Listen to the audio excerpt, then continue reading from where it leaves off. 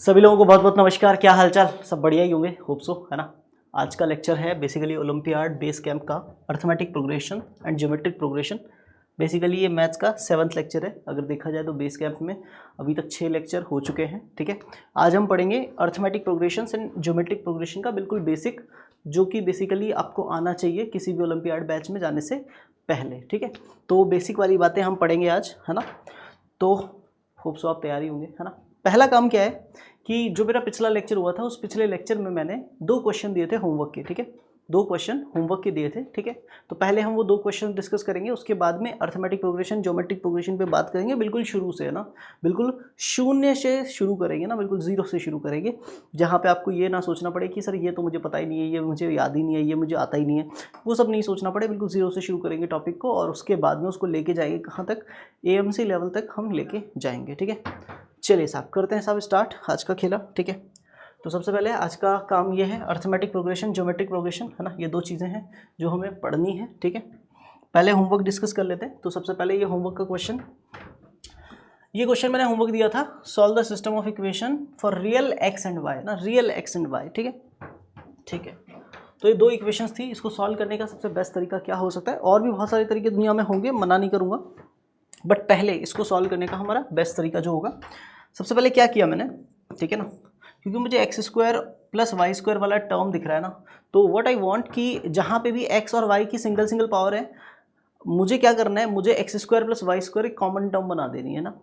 तो इसके लिए मैंने क्या सोचा कि 5x का वैल्यू निकाल लेते हैं ना, 5x का वैल्यू निकाल लेते हैं सर, है ना। तो वैल्यू निकाला 5x का, कितना आया, तो 12 के अपॉन में ये पूरा ब्रैकेट मैंने डिवाइड में फेंक दिया ना, ठीक है। पूरा ब्रैकेट जब डिवाइड में आ जाएगा तो it would be like 1 + 1 upon, ठीक है ना, x² प्लस में y², ठीक है, ओके। ये अपना 5x का वैल्यू आ गया, ठीक है। एंड अगर मैं बात करूँ 5y के वैल्यू का, तो ये वैल्यू हो जाएगा 4 अपॉन में 1 - 1 अपॉन x² + y², मतलब ये वाला पूरा ब्रैकेट मैंने उठा के डिनोमिनेटर में फेंक दिया, ठीक है। 5y के साथ वाला ब्रैकेट भी डिनोमिनेटर में, 5x के साथ वाला ब्रैकेट भी डिनोमिनेटर में।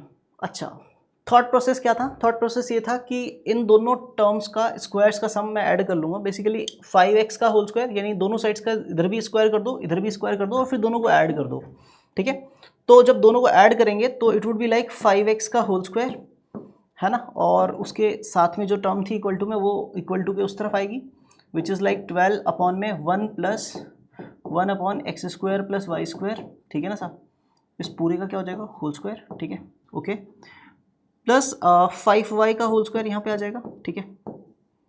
दैट इज इक्वल टू, इधर भी प्लस में क्या आ जाएगा, 4 अपॉन में 1 - 1 अपॉन x² + y², ठीक है, उसका भी होल स्क्वायर। अच्छा, इसके बाद क्या होगा, 5x का होल स्क्वायर करेंगे 25x², 5y का होल स्क्वायर 25y², दोनों में से 25 अगर कॉमन ले लेंगे तो ब्रैकेट में x² + y² बच जाएगा, ठीक है, ठीक है। दैट इज इक्वल टू 12 का होल स्क्वायर कितना होगा, 144 हो जाएगा, ठीक है, डिवाइडेड बाय जो डिनोमिनेटर में लिखा हुआ है उसका स्क्वायर एक्सपेंड नहीं किया मैंने उसको 1 + 1 अपॉन में x² + y² ही रखा, ठीक है, ओके। प्लस यहाँ पे क्या होगा, 4 अपॉन में, सॉरी 4 का भी स्क्वायर होगा, 4 का स्क्वायर कितना हो जाएगा, 16 हो जाएगा, divided by 1 - 1 upon x² + y² जो टर्म है ना, उसका भी क्या रहेगा, होल स्क्वायर रहेगा, ठीक है। अब इसके बाद क्या करें, इसके बाद थॉट प्रोसेस क्या कहता है सर, इसके बाद थॉट प्रोसेस ये कहता है कि अब x और y की सिंगल पावर कहीं पे भी नहीं है ना, x² + y² यहाँ पे भी है, यहाँ पे भी है, यहाँ पे भी है। अब हम क्या कर सकते हैं ना, x² + y² को कुछ लेट कर सकते हैं, ताकि इक्वेशन में, है ना, थोड़े से वेरिएबल भी कम हो जाए और चीज़ें थोड़ी सी श्रिंक हो जाए ना। तो क्या सोचा कि अगर मैं x² + y² को कुछ अज्यूम करने जा ही रहा हूँ ना, तो कुछ ऐसा अज्यूम करूँ कि ये डिनोमिनेटर जो है ना, 1 अपॉन x² + y² है ना, ये कॉमन एक सिंगल टर्म बन जाए ना, जो कि फ्रैक्शन में ना आए। तो मैंने इसको 1 अपॉन z मान लिया, क्या मान लिया मैंने इसको, 1 अपॉन z मान लिया, ठीक है, ये मैंने लेट कर लिया ना। अब जब मैं इसको 1 अपॉन z रखूँगा तो यहाँ पे क्या बनेगा, यहाँ पे मेरे पास बन जाएगा 25 के अपॉन में क्या आ जाएगा साहब, z आ जाएगा ना, 25 के अपॉन में क्या आ जाएगा, z, है ना।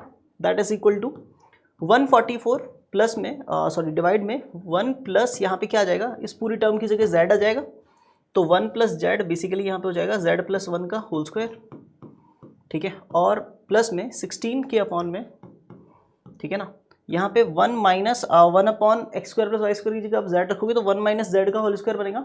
उसको 1 माइनस जेड का होल स्क्वायर लिखो या जेड माइनस 1 का होल स्क्वायर लिखो, आपकी चॉइस है। तो मैंने उसको जेड माइनस 1 का होल स्क्वायर लिख दिया।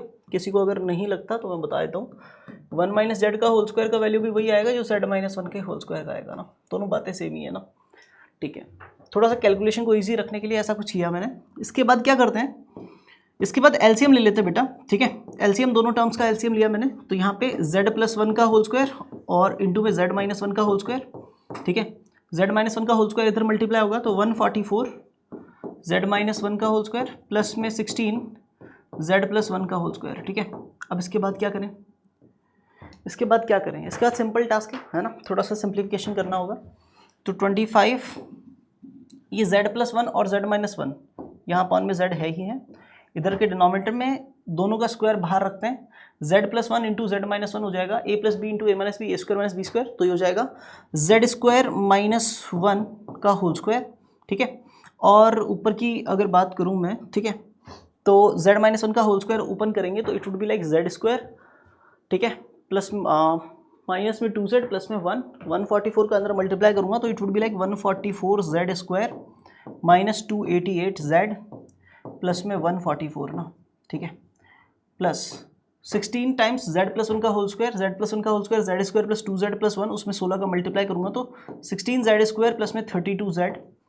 ठीक है ना साहब, और प्लस में 16 आ जाएगा। ठीक है, ठीक है, अब इस टर्म को इधर फेंक देंगे, इस टर्म को इधर फेंक देंगे। ठीक है ना, तो z स्क्वायर माइनस 1 का होल स्क्वायर इधर 25 से मल्टीप्लाई होने आया है, तो इसको एक्सपैंड कर देते हैं तो it would be like z power 4 minus 2z square plus में 1। ठीक है, that is equal to z इधर मल्टीप्लाई होने के लिए वेट कर रहा है किसका, 144 जेड स्क्वायर और 16 जेड स्क्वायर दोनों ऐड हो गए 160 हो गया क्या, 160 जेड स्क्वायर हो गया। ठीक है, ठीक है, और माइनस का 288 जेड और प्लस का 32 जेड है ना, सिंप्लीफाई करेंगे तो 30 चला जाएगा, 258, 2 और चला जाएगा 256, तो माइनस का 256 जेड और 144 में 16 ऐड किया तो 160 हो गया सब, है ना। ठीक है, अब इधर 25 का मल्टीप्लाई, उधर z का मल्टीप्लाई, और एक सिंगल इक्वेशन में कन्वर्ट कर लेते हैं इसको। ठीक है, ठीक है, सिंगल इक्वेशन में कन्वर्ट करके नेक्स्ट पेज पे लेके जाते हैं। ठीक है, तो it would be like 25 z की पावर 4, ठीक है, माइनस 50 जेड स्क्वायर, ठीक है, और प्लस में 25, दैट इज इक्वल टू कितना हो जाएगा, z का अंदर मल्टीप्लाई किया तो ये हो जाएगा 160 जेड क्यूब। ठीक है ना, और z का इसमें मल्टीप्लाई किया तो माइनस का 256 जेड स्क्वायर। ठीक है, और z का इसमें मल्टीप्लाई किया 160 जेड हो जाएगा। ठीक है, अब क्या करें सर, सबको उधर ले जाओ, तो 25 जेड की पावर 4 एज इट इज रहेगा, 160 जेड क्यूब उधर जाएगा तो माइनस का 160 जेड क्यूब हो जाएगा। ठीक है ना साहब, और माइनस का 256 जेड स्क्वायर उधर जाएगा तो प्लस का हो जाएगा, उसमें से 50 जेड स्क्वायर माइनस का है तो प्लस का 206 जेड स्क्वायर बचेगा। ठीक है, हमारे पास 160 जेड उधर जाके माइनस का 160 जेड हो जाएगा। ठीक है ना, और प्लस 25 पहले से है, that is equal to 0। Equation में एक खास बात है ना, जैसे इनिशियल z पावर 4 का जो कोएफिशिएंट है वही कोएफिशिएंट कांस्टेंट टर्म का है ना, वही कोएफिशिएंट किसका है, कांस्टेंट टर्म का है ना। लेट मी राइट इट थोड़ा सा करेक्ट, है ना, थोड़ा सा शेंक करके लिख देता हूँ ताकि आप समझ पाओ। कांस्टेंट टर्म का कोएफिशिएंट, कांस्टेंट टर्म 25 है, z पावर 4 का कोएफिशिएंट भी 25 है ना, यानी फर्स्ट और लास्ट दोनों का कोएफिशिएंट बराबर है, सेकंड और सेकंड लास्ट दोनों का कोएफिशिएंट बराबर है, और मिडिल वाला तो बीच में है, तो बीच में ही है। तो बेसिकली पूरा लेफ्ट वाला पार्ट इक्वेशन का और राइट वाला पार्ट दोनों सिमेट्रिकल है ना। जब भी ऐसा होता है, सिमेट्रिकल होते हैं, तब क्या करते हैं इक्वेशन को सॉल्व करने के लिए, लेट मी टेल यू, ये बेसिकली मैं फिर से इक्वेशन लिख लेता हूँ यहाँ पे, है ना, 25 जेड की पावर 4 माइनस 160 जेड क्यूब 200 कितना था, 256 था क्या, 206 जेड स्क्वायर। ठीक है, तो प्लस में 206 जेड स्क्वायर माइनस में 160 जेड, है ना, ठीक है ना, माइनस 160 जेड और प्लस में 25, दैट इज इक्वल टू 0। ये इक्वेशन पे पहुंचे अपन, है ना। अब इसको कैसे सॉल्व करेंगे, बहुत ध्यान से समझना, है ना। अब क्या करते हैं, जब भी सिमेट्रिकल इक्वेशन बनती है ना, तो जो पावर होती है, जैसे यहाँ पे z की पावर 4 है, तो हम उसकी हाफ पावर यानी जेड स्क्वायर का पूरी इक्वेशन में डिवाइड कर देंगे। यानी यहाँ पे भी जेड स्क्वायर का डिवाइड, यहाँ पे भी जेड स्क्वायर का डिवाइड, यहाँ पे भी जेड स्क्वायर का डिवाइड, यहाँ पे भी जेड स्क्वायर का डिवाइड, यहाँ पे भी जेड स्क्वायर का डिवाइड। ठीक है, इससे क्या होगा, ये बनेगा 25 जेड स्क्वायर और वहाँ पे अपने को मिलेगा 25 अपॉन जेड स्क्वायर। ठीक है साहब, ओके। और यहाँ पे क्या बचेगा, यहाँ पे बचेगा 160 जेड क्यूब में जेड स्क्वायर का डिवाइड तो जेड, और यहाँ पे क्या बचेगा, बेसिकली यहाँ पे लिखा हुआ था 160 जेड अपॉन में जेड स्क्वायर, तो जेड स्क्वायर से जेड में डिवाइड करेंगे तो एक जेड तो कट जाएगा, एक जेड डिनोमिनेटर में रह जाएगा तो 160 अपॉन में जेड रह जाएगा, और जेड स्क्वायर से जेड स्क्वायर यहाँ पे पूरा कटेगा, है ना, तो 206 बच जाएगा लास्ट में, दैट इज इक्वल टू 0। अब क्या करें सर, अब बेसिकली इन दोनों में से 25 कॉमन लिया, है ना, तो आपको दिखेगा Z square plus 1 upon Z square यहाँ पे बन रहा है। ठीक है ना साहब, तो इसमें 2 जोड़ लो 2 घटा लो, है ना, क्यों किया 2 मिनट के बाद बताऊंगा। इन दोनों में से माइनस 160 कॉमन लिया तो यहाँ पे बचा z प्लस में 1/z, क्योंकि माइनस का 160 कॉमन लिया है ना, और प्लस में 206 बचा हुआ है, दैट इज इक्वल टू 0। अब क्या थॉट प्रोसेस कह रहा है कि Z square plus 1 upon Z square plus में 2 जो लिखा हुआ है उस 2 को z इंटू 1/z लिख सकते हैं। तो बेसिकली ये अगेन ये तीनों टर्म्स पैक हो सकती है, और पैक होके क्या बना सकती है, z प्लस 1/z का होल स्क्वायर बना सकती हैं। ठीक है, तो क्या करेंगे, वही करेंगे। ठीक है ना, तो 25 एज इट इज, है ना, ये Z square plus 1/z square plus में 2, ये 3 terms will make z plus 1/z का होल स्क्वायर, और 25 को -2 से मल्टीप्लाई किया तो माइनस का 50 रहेगा, और माइनस का 160 टाइम्स z प्लस 1/z रहेगा।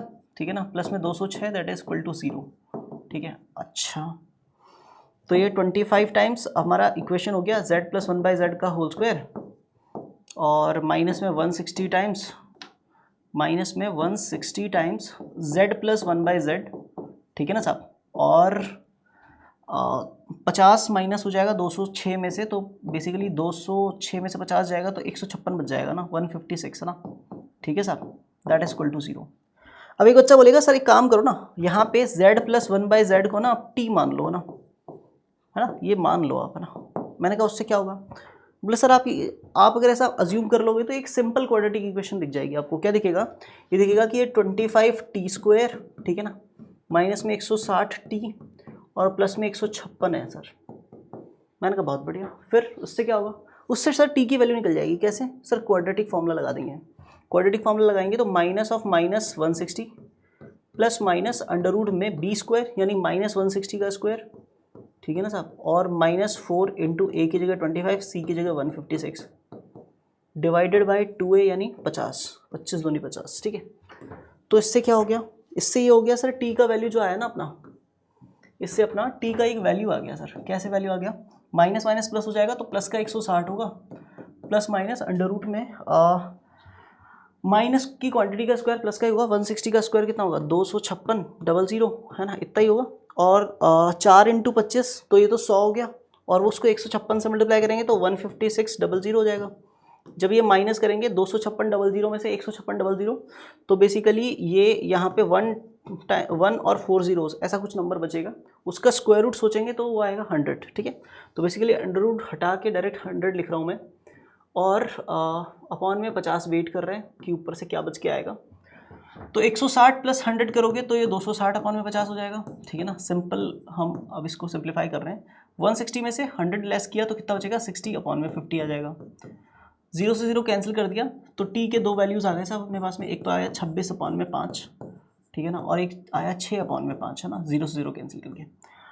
फिर याद आया यार t कौन था ना, फिर याद आया कि t कौन था ना, तो t भाई t किसको माना था, z प्लस 1/z को ना, तो t की जगह लिख दिया साहब, है ना, कि z प्लस 1/z या तो उसका वैल्यू 26 अपॉन में 5 के बराबर हो सकता है, ठीक है ना साहब, या फिर z प्लस 1 अपॉन z का वैल्यू 6/5 के बराबर हो सकता है। फिर एक बच्चे ने तुरंत बोला कि sir it is not possible, ये वाला केस तो पॉसिबल ही नहीं है, इट इज़ नॉट पॉसिबल, है ना। मैंने पूछा कैसे पॉसिबल नहीं है, तो उसने बोला कि सर क्योंकि क्वेश्चन ने इनिशियली बोला था कि solve the system of equation for real x and y, है ना, x और y आपके रियल नंबर थे, है ना। फिर आपने क्या किया, z किसको माना आपने, z आपने माना x² प्लस y² के रेसिप्रोकल को ना। अगर कोई भी रियल नंबर का स्क्वायर करते हैं तो हमेशा greater than equal to 0 quantity आती है ना, पॉजिटिव और 0 इससे बड़ी, है ना, ठीक है, पॉजिटिव रियल क्वांटिटी आती है ना, या फिर 0 आ सकता है ना। तो x² प्लस y² करेंगे आप तो डेफिनेटली सर जो क्वांटिटी आएगी, है ना, जो क्वांटिटी यहाँ से आपको मिलेगी वो या तो 0 होगा या पॉजिटिव होगा ना, ठीक है। तो z अपना पॉजिटिव रियल नंबर है, z क्या है यहाँ पे, पॉजिटिव रियल नंबर है यहाँ से, ठीक है, z is positive real number, ठीक है। और अगर z पॉजिटिव रियल नंबर है तो डेफिनेटली आप क्या बोल सकते हो, आप ये बोल सकते हो अगर z पॉजिटिव रियल नंबर है तो z प्लस 1/z का value greater than equal to 2 होना चाहिए ना, मतलब z प्लस 1/z का value greater than equal to 2 होना ही चाहिए, ठीक है। अगर ग्रेटर देन इक्वल टू 2 होना चाहिए तो 6/5 जो है ना, दिस इज बेसिकली 1.2 है ना, ठीक है ना, तो डेफिनेटली ऐसा नहीं हो सकता ना, ठीक है। 6/5 के बराबर कभी भी नहीं हो सकता, 2 या उससे बड़ा होगा तो डेफिनेटली 1.2 के बराबर तो नहीं हो सकता, ठीक है। तो ये वाला केस ही एग्जिस्ट करेगा, हाँ। फिर एक बच्चे ने बोला सर इसको सिंप्लीफाई करने की ज़रूरत नहीं है सर, आप इसको क्वाड्रेटिक मत बनाना, इसको आप क्वाड्रेटिक मत बनाना ना, ठीक है, इसको आप क्वाड्रेटिक मत बनाना, आप इसको वैसे भी सॉल्व कर सकते हो, आप इसको 5 + 1/5 लिखोगे, है ना, 5 + 1/5 का एलसीएम लेके 26/5 ही बनेगा, है ना। तो आप ऐसे बोल सकते हो कि z का वैल्यू तो 5 हो सकता है या 1/5 हो सकता है ना। कुछ बच्चे बोलेंगे सर हम क्वाड्रेटिक बना के सॉल्व करेंगे, है ना, तो मैंने कहा जैसे आपकी मर्जी वैसे सॉल्व कर लो ना, क्वाड्रेटिक बनाना है क्वाड्रेटिक बनाओ, और अगर वैसे डायरेक्टली करना है डायरेक्टली करो, ठीक है। अच्छा, अब क्या होगा, अगर z का वैल्यू 5 या 1/5 में से कुछ भी हो सकता है, तो z क्या था, z था 1/x² + y², है ना। अगर ये 5 के बराबर है तब क्या होगा, और 1/x² + y² जब 1/5 के बराबर है तब क्या होगा ना, दोनों चीज़ों पे बात कर लेते हैं ना। अगर इसका वैल्यू 5 है तो मेन इक्वेशन आपको याद है, मेन इक्वेशन आपको याद है कि 5x का वैल्यू 12/1 + 1/x² + y² था, है ना। तो यहाँ पे 1/x² + y² का वैल्यू डाल देते हैं ना, तो 1/x² + y² का वैल्यू कितना है, 1/x² + y² का वैल्यू 5 है ना, सबसे पहले 5 डालते हैं वहाँ पे ना। अगर इसकी जगह 5 रख दूँ, इसकी जगह 5 रख दूँ, सोचो ज़रा, तो 12/1 + 5 यानी 12/6, है ना, विच इज़ 2, तो x का वैल्यू 2/5 आ जाएगा, कितना आ जाएगा x का वैल्यू 2/5 आ जाएगा, ठीक है। बेसिकली मेरे पास इक्वेशन थी 5x that is equal to 12/1 + 1/x² + y², है ना। तो यहाँ से आपको पता चलेगा कि 5x का वैल्यू, क्योंकि आप 5 रख रहे हो इसकी जगह, तो 5 + 1 6, 12 में 6 का डिवाइड करेंगे तो 2 आ जाएगा, तो x का वैल्यू 2/5 हो जाएगा, ठीक है, ठीक है। x का वैल्यू कितना हो जाएगा 2/5 हो जाएगा, ठीक है। तो अगर x का वैल्यू 2/5 हो जाएगा, और अगर देखें 5y = कितना होगा, तो वो था 4/1 - 1/x² + y², है ना। तो दिस वुड बी लाइक, अगर 5 रखेंगे तो 1 - 5 4 हो जाएगा, -4, 4 से 4 कैंसिल करोगे -1, तो y = -1/5 हो जाएगा। एक मिनट, हाँ, तो x का वैल्यू 2/5, y का वैल्यू -1/5 फर्स्ट केस से, ठीक है। सेकंड केस पे बात कर लेते हैं, ठीक है ना। अगर 1/x² + y² 1/5 रखते हो सेम, तो 5x that is equal to अपना था 12/1 + 1/x² + y², ठीक है ना सब। तो 12/1 + 1/x² + y² की जगह 1/5 डालोगे आप, तो 5 + 1 6/5, 12 में 6/5 का डिवाइड करोगे तो it would be like 10, 5x = 10, तो x का वैल्यू कितना हो जाएगा, x का वैल्यू 2 हो जाएगा, x का वैल्यू 2 हो जाएगा ना। और y के लिए जाएंगे तो 5y that is equal to कितना हो जाएगा 4/1 - 1/x² + y², ठीक है साहब। तो ये हो जाएगा 4/1 - 1/5, तो 5 × 5 - 1, तो दिस इज 4/5, 4 से 4 कैंसिल, 5 ऊपर, 5y = 5, तो डेफिनेटली इट इम्प्लाइज दैट कि y = 1, ठीक है ना। तो दो सोल्यूशन आए साहब, है ना, x, y के दो पेयर आए अपने पास में, है ना। एक तो आया 2/5, -1/5, ठीक है ना साहब, और एक आया 2, 1, है ना। बहुत सारी जगह पे इंटरनेट पे ये गलत सोल्यूशन दे रखा है कि यहाँ पे 2/5, -1/5 एंड 2, -1, है ना, वो -1 नहीं होगा, वो +1 ही होगा, ठीक है।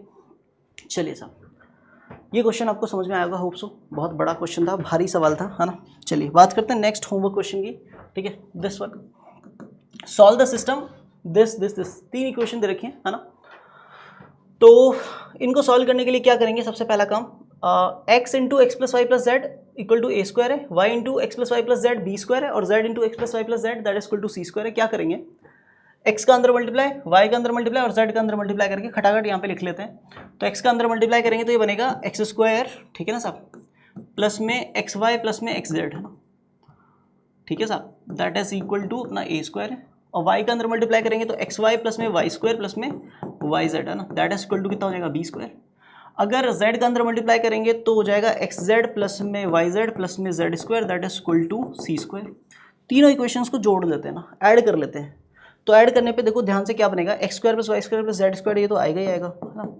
तीनों को ऐड कर लिया मैंने ना, जब तीनों को ऐड किया तो ये आया, ठीक है ना साहब। एक्स वाई यहाँ भी है यहाँ भी है तो 2 टाइम्स एक्स वाई, ठीक है ना साहब। वाई जेड यहाँ पे भी है यहाँ पे भी है तो 2 टाइम्स वाई जेड, ठीक है साहब। और एक्स जेड यहाँ पे भी है और यहाँ पे भी है तो 2 times x z, that is equal to a square plus b square plus c square अपने पास में अवेलेबल है।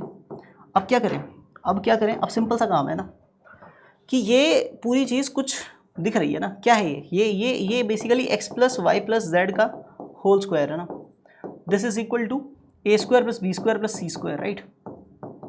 अब क्या करें सर, अब सर स्क्वायर रूट ले लो तो x plus y plus z की वैल्यू आ जाएगी, कितनी वैल्यू आ जाएगी, स्क्वायर रूट लेंगे तो पहली चीज़ तो प्लस माइनस आएगा और इसके ऊपर अंडर रूट लग जाएगा, तो अंडर रूट में basically a square plus b square plus c square आ जाएगा।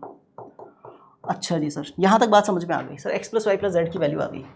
फिर एक बच्चे ने बोला सर इसको ध्यान से देखें अगर हम, है ना, तो यहाँ से हमें ये पता है कि x into x plus y plus z है ना, वो ए स्क्वायर था ना, वो कितना था, ए स्क्वायर था। मैंने कहा बहुत सही, इसका क्या करें, तो उसने बोला कि sir x plus y plus z की जो ये वैल्यू है ना वो यहाँ पे रख दो, उसको डिवाइड में फेंक दो तो एक्स की वैल्यू आ जाएगी। तो मैंने कहा क्या वैल्यू आएगी, तो उसने बोला ए स्क्वायर अपॉन में x plus y plus z की value. X plus y plus z की वैल्यू क्या है, तो वो वैल्यू है प्लस माइनस, तो यहाँ पे प्लस माइनस आ जाएगा, अंडर रूट में a square plus b square plus c square, ठीक है। ठीक है, यहाँ तक कोई परेशानी नहीं होनी चाहिए। दूसरी बात, एज इट इज सर हमें पता था कि y into x plus y plus z, ठीक है ना सर, उसकी वैल्यू थी अपने पास में बी स्क्वायर, तो y की वैल्यू कितनी आ जाएगी, y की वैल्यू आएगी प्लस माइनस में बी स्क्वायर अपॉन में अंडर रूट में a square plus b square plus c square, ठीक है। सिमिलरली सर z का वैल्यू भी आ जाएगा प्लस माइनस में सी स्क्वायर अपॉन में अंडर रूट में a square plus b square plus c square, ठीक है। होप सो चमक गया होगा, है ना, बहुत शानदार तरीके से। बात करते हैं चैप्टर पे, चैप्टर हमारा, ठीक है साहब, इंट्रोडक्शन बेसिकली किसका, चैप्टर में बेसिकली सीक्वेंस एंड सीरीज पे बात कर रहे हैं ना, किस पे बात कर रहे हैं, सीक्वेंस एंड सीरीज पे, ठीक है। तो सबसे पहली चीज़ सीक्वेंस होता क्या है ना, तो sequence is a set of terms भी बोल सकते हो, नंबर्स भी बोल सकते हो, है ना, सीक्वेंस ऑफ टर्म्स और numbers arrange in a defined order with a rule for obtaining the terms. कोई एक रूल डिफाइन होना चाहिए, किसी एक पैटर्न में अगर नंबर्स को लिख दिया तो that is a sequence. Simple सी बात समझ लो, जैसे आप स्कूल में प्रेयर करने जाते हो, है ना, सुबह सुबह स्कूल जाते हो, है ना, तो मॉर्निंग में आपके स्कूल में प्रेयर होती है। प्रेयर के लिए आप सब लोगों को, है ना, लाइंस में, है ना, रोज़ में अरेंज किया जाता है ना, तो आपको रोज़ में अपनी हाइट के अकॉर्डिंग खड़े होना होता है ना, जो बेसिकली मुझे पता है हमारे टाइम में भी होता था। तो हाइट के अकॉर्डिंग अगर आप खड़े होते हैं तो वो एक पैटर्न हो गया, है ना, कि ये रूल एक फॉलो करना है एक सीक्वेंस बनाने के लिए ना, एक सीक्वेंस में सारे बच्चों को अगर खड़े होना है तो ये एक रूल हो गया कि हाइट के, है ना, असेंडिंग ऑर्डर में आपको खड़े होना है ना। अच्छा जी, तो उसी हिसाब से अगर देखा जाए तो नंबर्स को भी उसी टाइप से आप अरेंज कर सकते हो किसी एक पर्टिकुलर रूल के अकॉर्डिंग, ठीक है। जैसे आपको मैं बताऊं, जैसे फर्स्ट एग्जांपल है कि यहाँ पे लिखा हुआ है 1/1, दूसरा नंबर है 1/2, तीसरा नंबर है 1/3, फिर 1/4 and so on, nth number होगा 1/n, ठीक है। क्या रूल क्या है इसमें, सिर्फ और सिर्फ बेसिकली डिनोमिनेटर में ना जो टर्म नंबर होगा वही डिनोमिनेटर होगा, है ना, और न्यूमरेटर सब में 1 है ना। पहले टर्म में 1/1, दूसरे टर्म में 1/2, तीसरे टर्म में 1/3, फोर्थ टर्म में 1/4 and so on, nth term में 1/n। सिमिलरली अगर मैं बात करूं, है ना, एक और एग्जांपल ले लें अगर, तो बेसिकली जैसे 1 square, 2 square, 3 square, 4 square, 5 square, है ना, तो ये जो सीक्वेंस है ना basically nth term will be n square, है ना। तो ये जो सीक्वेंस है, ये नंबर्स का जो अरेंजमेंट है, ये भी एक सीक्वेंस है क्योंकि इसमें एक पैटर्न फॉलो हो रहा है कि जो टर्म का नंबर होगा उसी का स्क्वायर बेसिकली टर्म होगी, है ना। अच्छा, फिर अगर देखें एक और एग्जांपल सर एक और एग्जांपल देखें, एग्जांपल नंबर 2 देखें, तो इसमें क्या होगा, इसमें ये होगा कि basically 1 square plus 1, 2 square plus 1, ठीक है साहब, 3 स्क्वायर प्लस 1, ऐसे भी सीक्वेंस हो सकते हैं ना। अब आप बोलेंगे सर ये तो साफ साफ दिख रहा है ना, तो भाई कई बार ऐसा होगा कि साफ साफ नहीं दिख रहा होगा ना, इनकी सिंप्लीफाइड फॉर्म गिवन होगी ना, इनकी सिंप्लीफाइड फॉर्म गिवन होगी, तो वहाँ पर भी है ना सीक्वेंस का पैटर्न हम देख सकते हैं, कोई ना कोई रूल हमेशा अप्लाई हो रहा होता है हर एक सीक्वेंस में, ठीक है। तो बेसिकली सीक्वेंस क्या है, सीक्वेंस एक बेसिकली टर्म्स का एक अरेंजमेंट है किसी एक पैटर्न या रूल के अकॉर्डिंग, ठीक है, नथिंग बट दिस, ठीक है। चलिए बढ़ते हैं आगे, अगली बात करते हैं सिंपल सी टर्म्स में। सिंपल से टर्म्स में रियल सीक्वेंस क्या होगा, रियल सीक्वेंस वो होगा जिसमें बेसिकली सारे टर्म्स रियल हो, है ना, सारे टर्म्स कैसे हो, रियल हो, है ना, यानी अगर किसी सीक्वेंस के सारे टर्म्स रियल नंबर्स हैं तो सीक्वेंस को रियल सीक्वेंस बोला जाता है, ठीक है। जनरली ये टर्म्स जो है ना रियल सीक्वेंस वगैरह, ये बेसिकली रिकरेंस रिलेशन के क्वेश्चंस में है ना, AIME वगैरह के जो सीक्वेंस सीरीज के क्वेश्चंस आते हैं उनमें ये टर्म यूज़ होती हैं, ठीक है, ठीक है। एग्जाम्पल है ये 2 5 8 11, ठीक है ना, ये क्या है, एक रियल सीक्वेंस है। 4 1 -2 -5 ये भी रियल सीक्वेंस है, ये भी एक रियल सीक्वेंस है, ठीक है सब। चलिए, क्योंकि इनमें सारे नंबर्स रियल नंबर्स हैं। बढ़ते हैं आगे नेक्स्ट पॉइंट पे, this is types of sequence, है ना। सीक्वेंस के दो टाइप होते हैं, है ना, on the basis of number of terms, है ना, नंबर ऑफ टर्म्स के अकॉर्डिंग दो टाइप के सीक्वेंस होंगे, पहला एक फाइनाइट सीक्वेंस और दूसरा इनफाइनाइट सीक्वेंस। नाम से पता चल रहा है, जिसमें फाइनाइट नंबर ऑफ टर्म्स होंगी वो फाइनाइट सीक्वेंस होगा, जिसमें इनफाइनाइट नंबर ऑफ टर्म्स होंगी वो इनफाइनाइट सीक्वेंस होगा ना। बट हम इनफाइनाइट नंबर ऑफ टर्म्स नहीं बोलते हैं, हम बोलते हैं कि जिसमें नंबर ऑफ टर्म्स काउंटेबल हैं वो फाइनाइट सीक्वेंस, जिसमें number of terms non countable है वो इनफाइनाइट सीक्वेंस होता है, ठीक है सब। चलिए अगली पॉइंट पे बात करते हैं, ठीक है, दैट इज सीरीज। सीरीज क्या होता है साहब, बहुत ध्यान से समझना। अगर मैं किसी भी सीक्वेंस, कोई भी एक सीक्वेंस, जैसे एग्जांपल के तौर पर एक सीक्वेंस लिखा हूं मैं ना, एक सीक्वेंस है अपने पास में, ठीक है, कुछ बच्चे पहचान भी जाएंगे, है ना, कि 2 लिखा हुआ है, फिर 3 लिखा हुआ है, फिर 5, फिर 7, फिर 11, फिर 13, है ना, फिर 17 एंड सो ऑन, ठीक है, ये एक सीक्वेंस लिखा हुआ है ना। अब आप बोलोगे सर इसमें क्या पैटर्न फॉलो हो रहा है ना, क्या रूल लगा हुआ है, तो basically this is a sequence of prime numbers, right, ये प्राइम नंबर्स है ना। तो अगर मान लो इन्हीं नंबर्स को मैं प्लस साइन लगा के 2 + 3 + 5 + 7 + 13 + 17 ऐसे लिख दूं, तो this will be a series, right. तो बाय एडिंग और subtracting the terms of a sequence we get an expression which is called series, है ना। अगर किसी सीक्वेंस के टर्म्स को ऐड या सब्ट्रैक्ट कर दें, हम सारे टर्म्स को ऐड या सब्ट्रैक्ट कर दें, तो इसका मतलब ये नहीं कि सारे टर्म्स का एडिशन का जो रिजल्ट आएगा उस रिजल्ट की बात कर रहा हूँ, नहीं नहीं नहीं, बस टर्म्स जो है सीक्वेंस के उनको सेपरेट करने के लिए पहले जो कॉमा लगा हुआ था ना, उस कॉमा की जगह पे हमने या तो सारी जगह प्लस लगा दिया या फिर माइनस लगा दिया, या कुछ प्लस कुछ माइनस। तो ऐसी सिचुएशन में जो हमारा रिजल्टिंग सीक्वेंस बनेगा वो हो जाएगा सीरीज। क्या हो जाएगा, सीरीज हो जाएगा, ठीक है। तो ये भी एक सीरीज है, ये भी एक सीरीज है, right. This is a series of first and natural numbers, right. This is a series of first and या first even natural numbers, right, ठीक है, आप समझ सकते हो इस चीज़ को। बढ़ते हैं आगे नेक्स्ट पॉइंट की तरफ, प्रोग्रेशन, ठीक है। प्रोग्रेशन क्या होता है साहब, तो बेसिकली प्रोग्रेशन के लिए मैं डायरेक्टली बताता हूँ कि ऐसा सीक्वेंस जिसका nth टर्म निकालने का फॉर्मूला हो स्पेसिफिक, और सारे टाइप के, उस टाइप के सारे जो सीक्वेंस हो वो उस फॉर्मूला को फॉलो करते हो, ठीक है, तो उस टाइप के सीक्वेंस को हम प्रोग्रेशन बोल देते हैं, ठीक है। वैसे लिखा हुआ क्या है, it is not necessary that the terms of a sequence always described by some explicit formula of the nth term, ठीक है। ऐसा ज़रूरी नहीं है कि हर एक सीक्वेंस, दुनिया का हर एक सीक्वेंस का nth टर्म का फॉर्मूला ऐसा हो कि सारे टर्म्स या उस टाइप के सारे सीक्वेंस उस पूरी पर्टिकुलरली फॉर्मूला को फॉलो करें। ऐसा हर एक सीक्वेंस के लिए नहीं हो सकता, लेकिन जिन सीक्वेंस के लिए ऐसा हो सकता है कि उनके लिए nth टर्म कैलकुलेट करने के लिए nth टर्म का फॉर्मूला है, तो उनको हम प्रोग्रेशन बोलते हैं, राइट। दो sequence whose terms follow a certain pattern are called progression. Example देखना, ठीक है। एग्जाम्पल के तौर पर जैसे मैं आपको बताऊं, जैसे मान लो, है ना, मेरे पास एक सीक्वेंस है ना, जैसे मैंने बोला कि पहला टर्म है 2, ठीक है ना, फिर टर्म है 5, फिर टर्म है बेसिकली 8, ठीक है ना, फिर है 11, फिर है 14 और फिर है 17 एंड सो ऑन।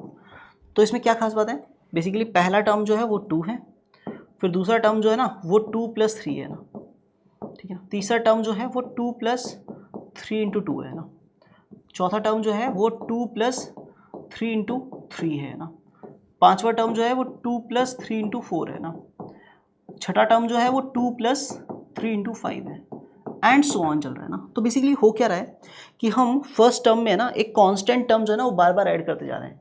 दूसरा टर्म निकालने के लिए एक बार 3 ऐड किया, तीसरा टर्म निकालने के लिए 2 बार 3 ऐड किया फर्स्ट टर्म में, है ना। चौथा टर्म निकालने के लिए, है ना, 3 बार 3 ऐड किया फर्स्ट टर्म में, है ना। तो बेसिकली हम क्या कर रहे हैं, एक पैटर्न फॉलो कर रहे हैं, राइट। क्या कर रहे हैं, पैटर्न फॉलो कर रहे हैं।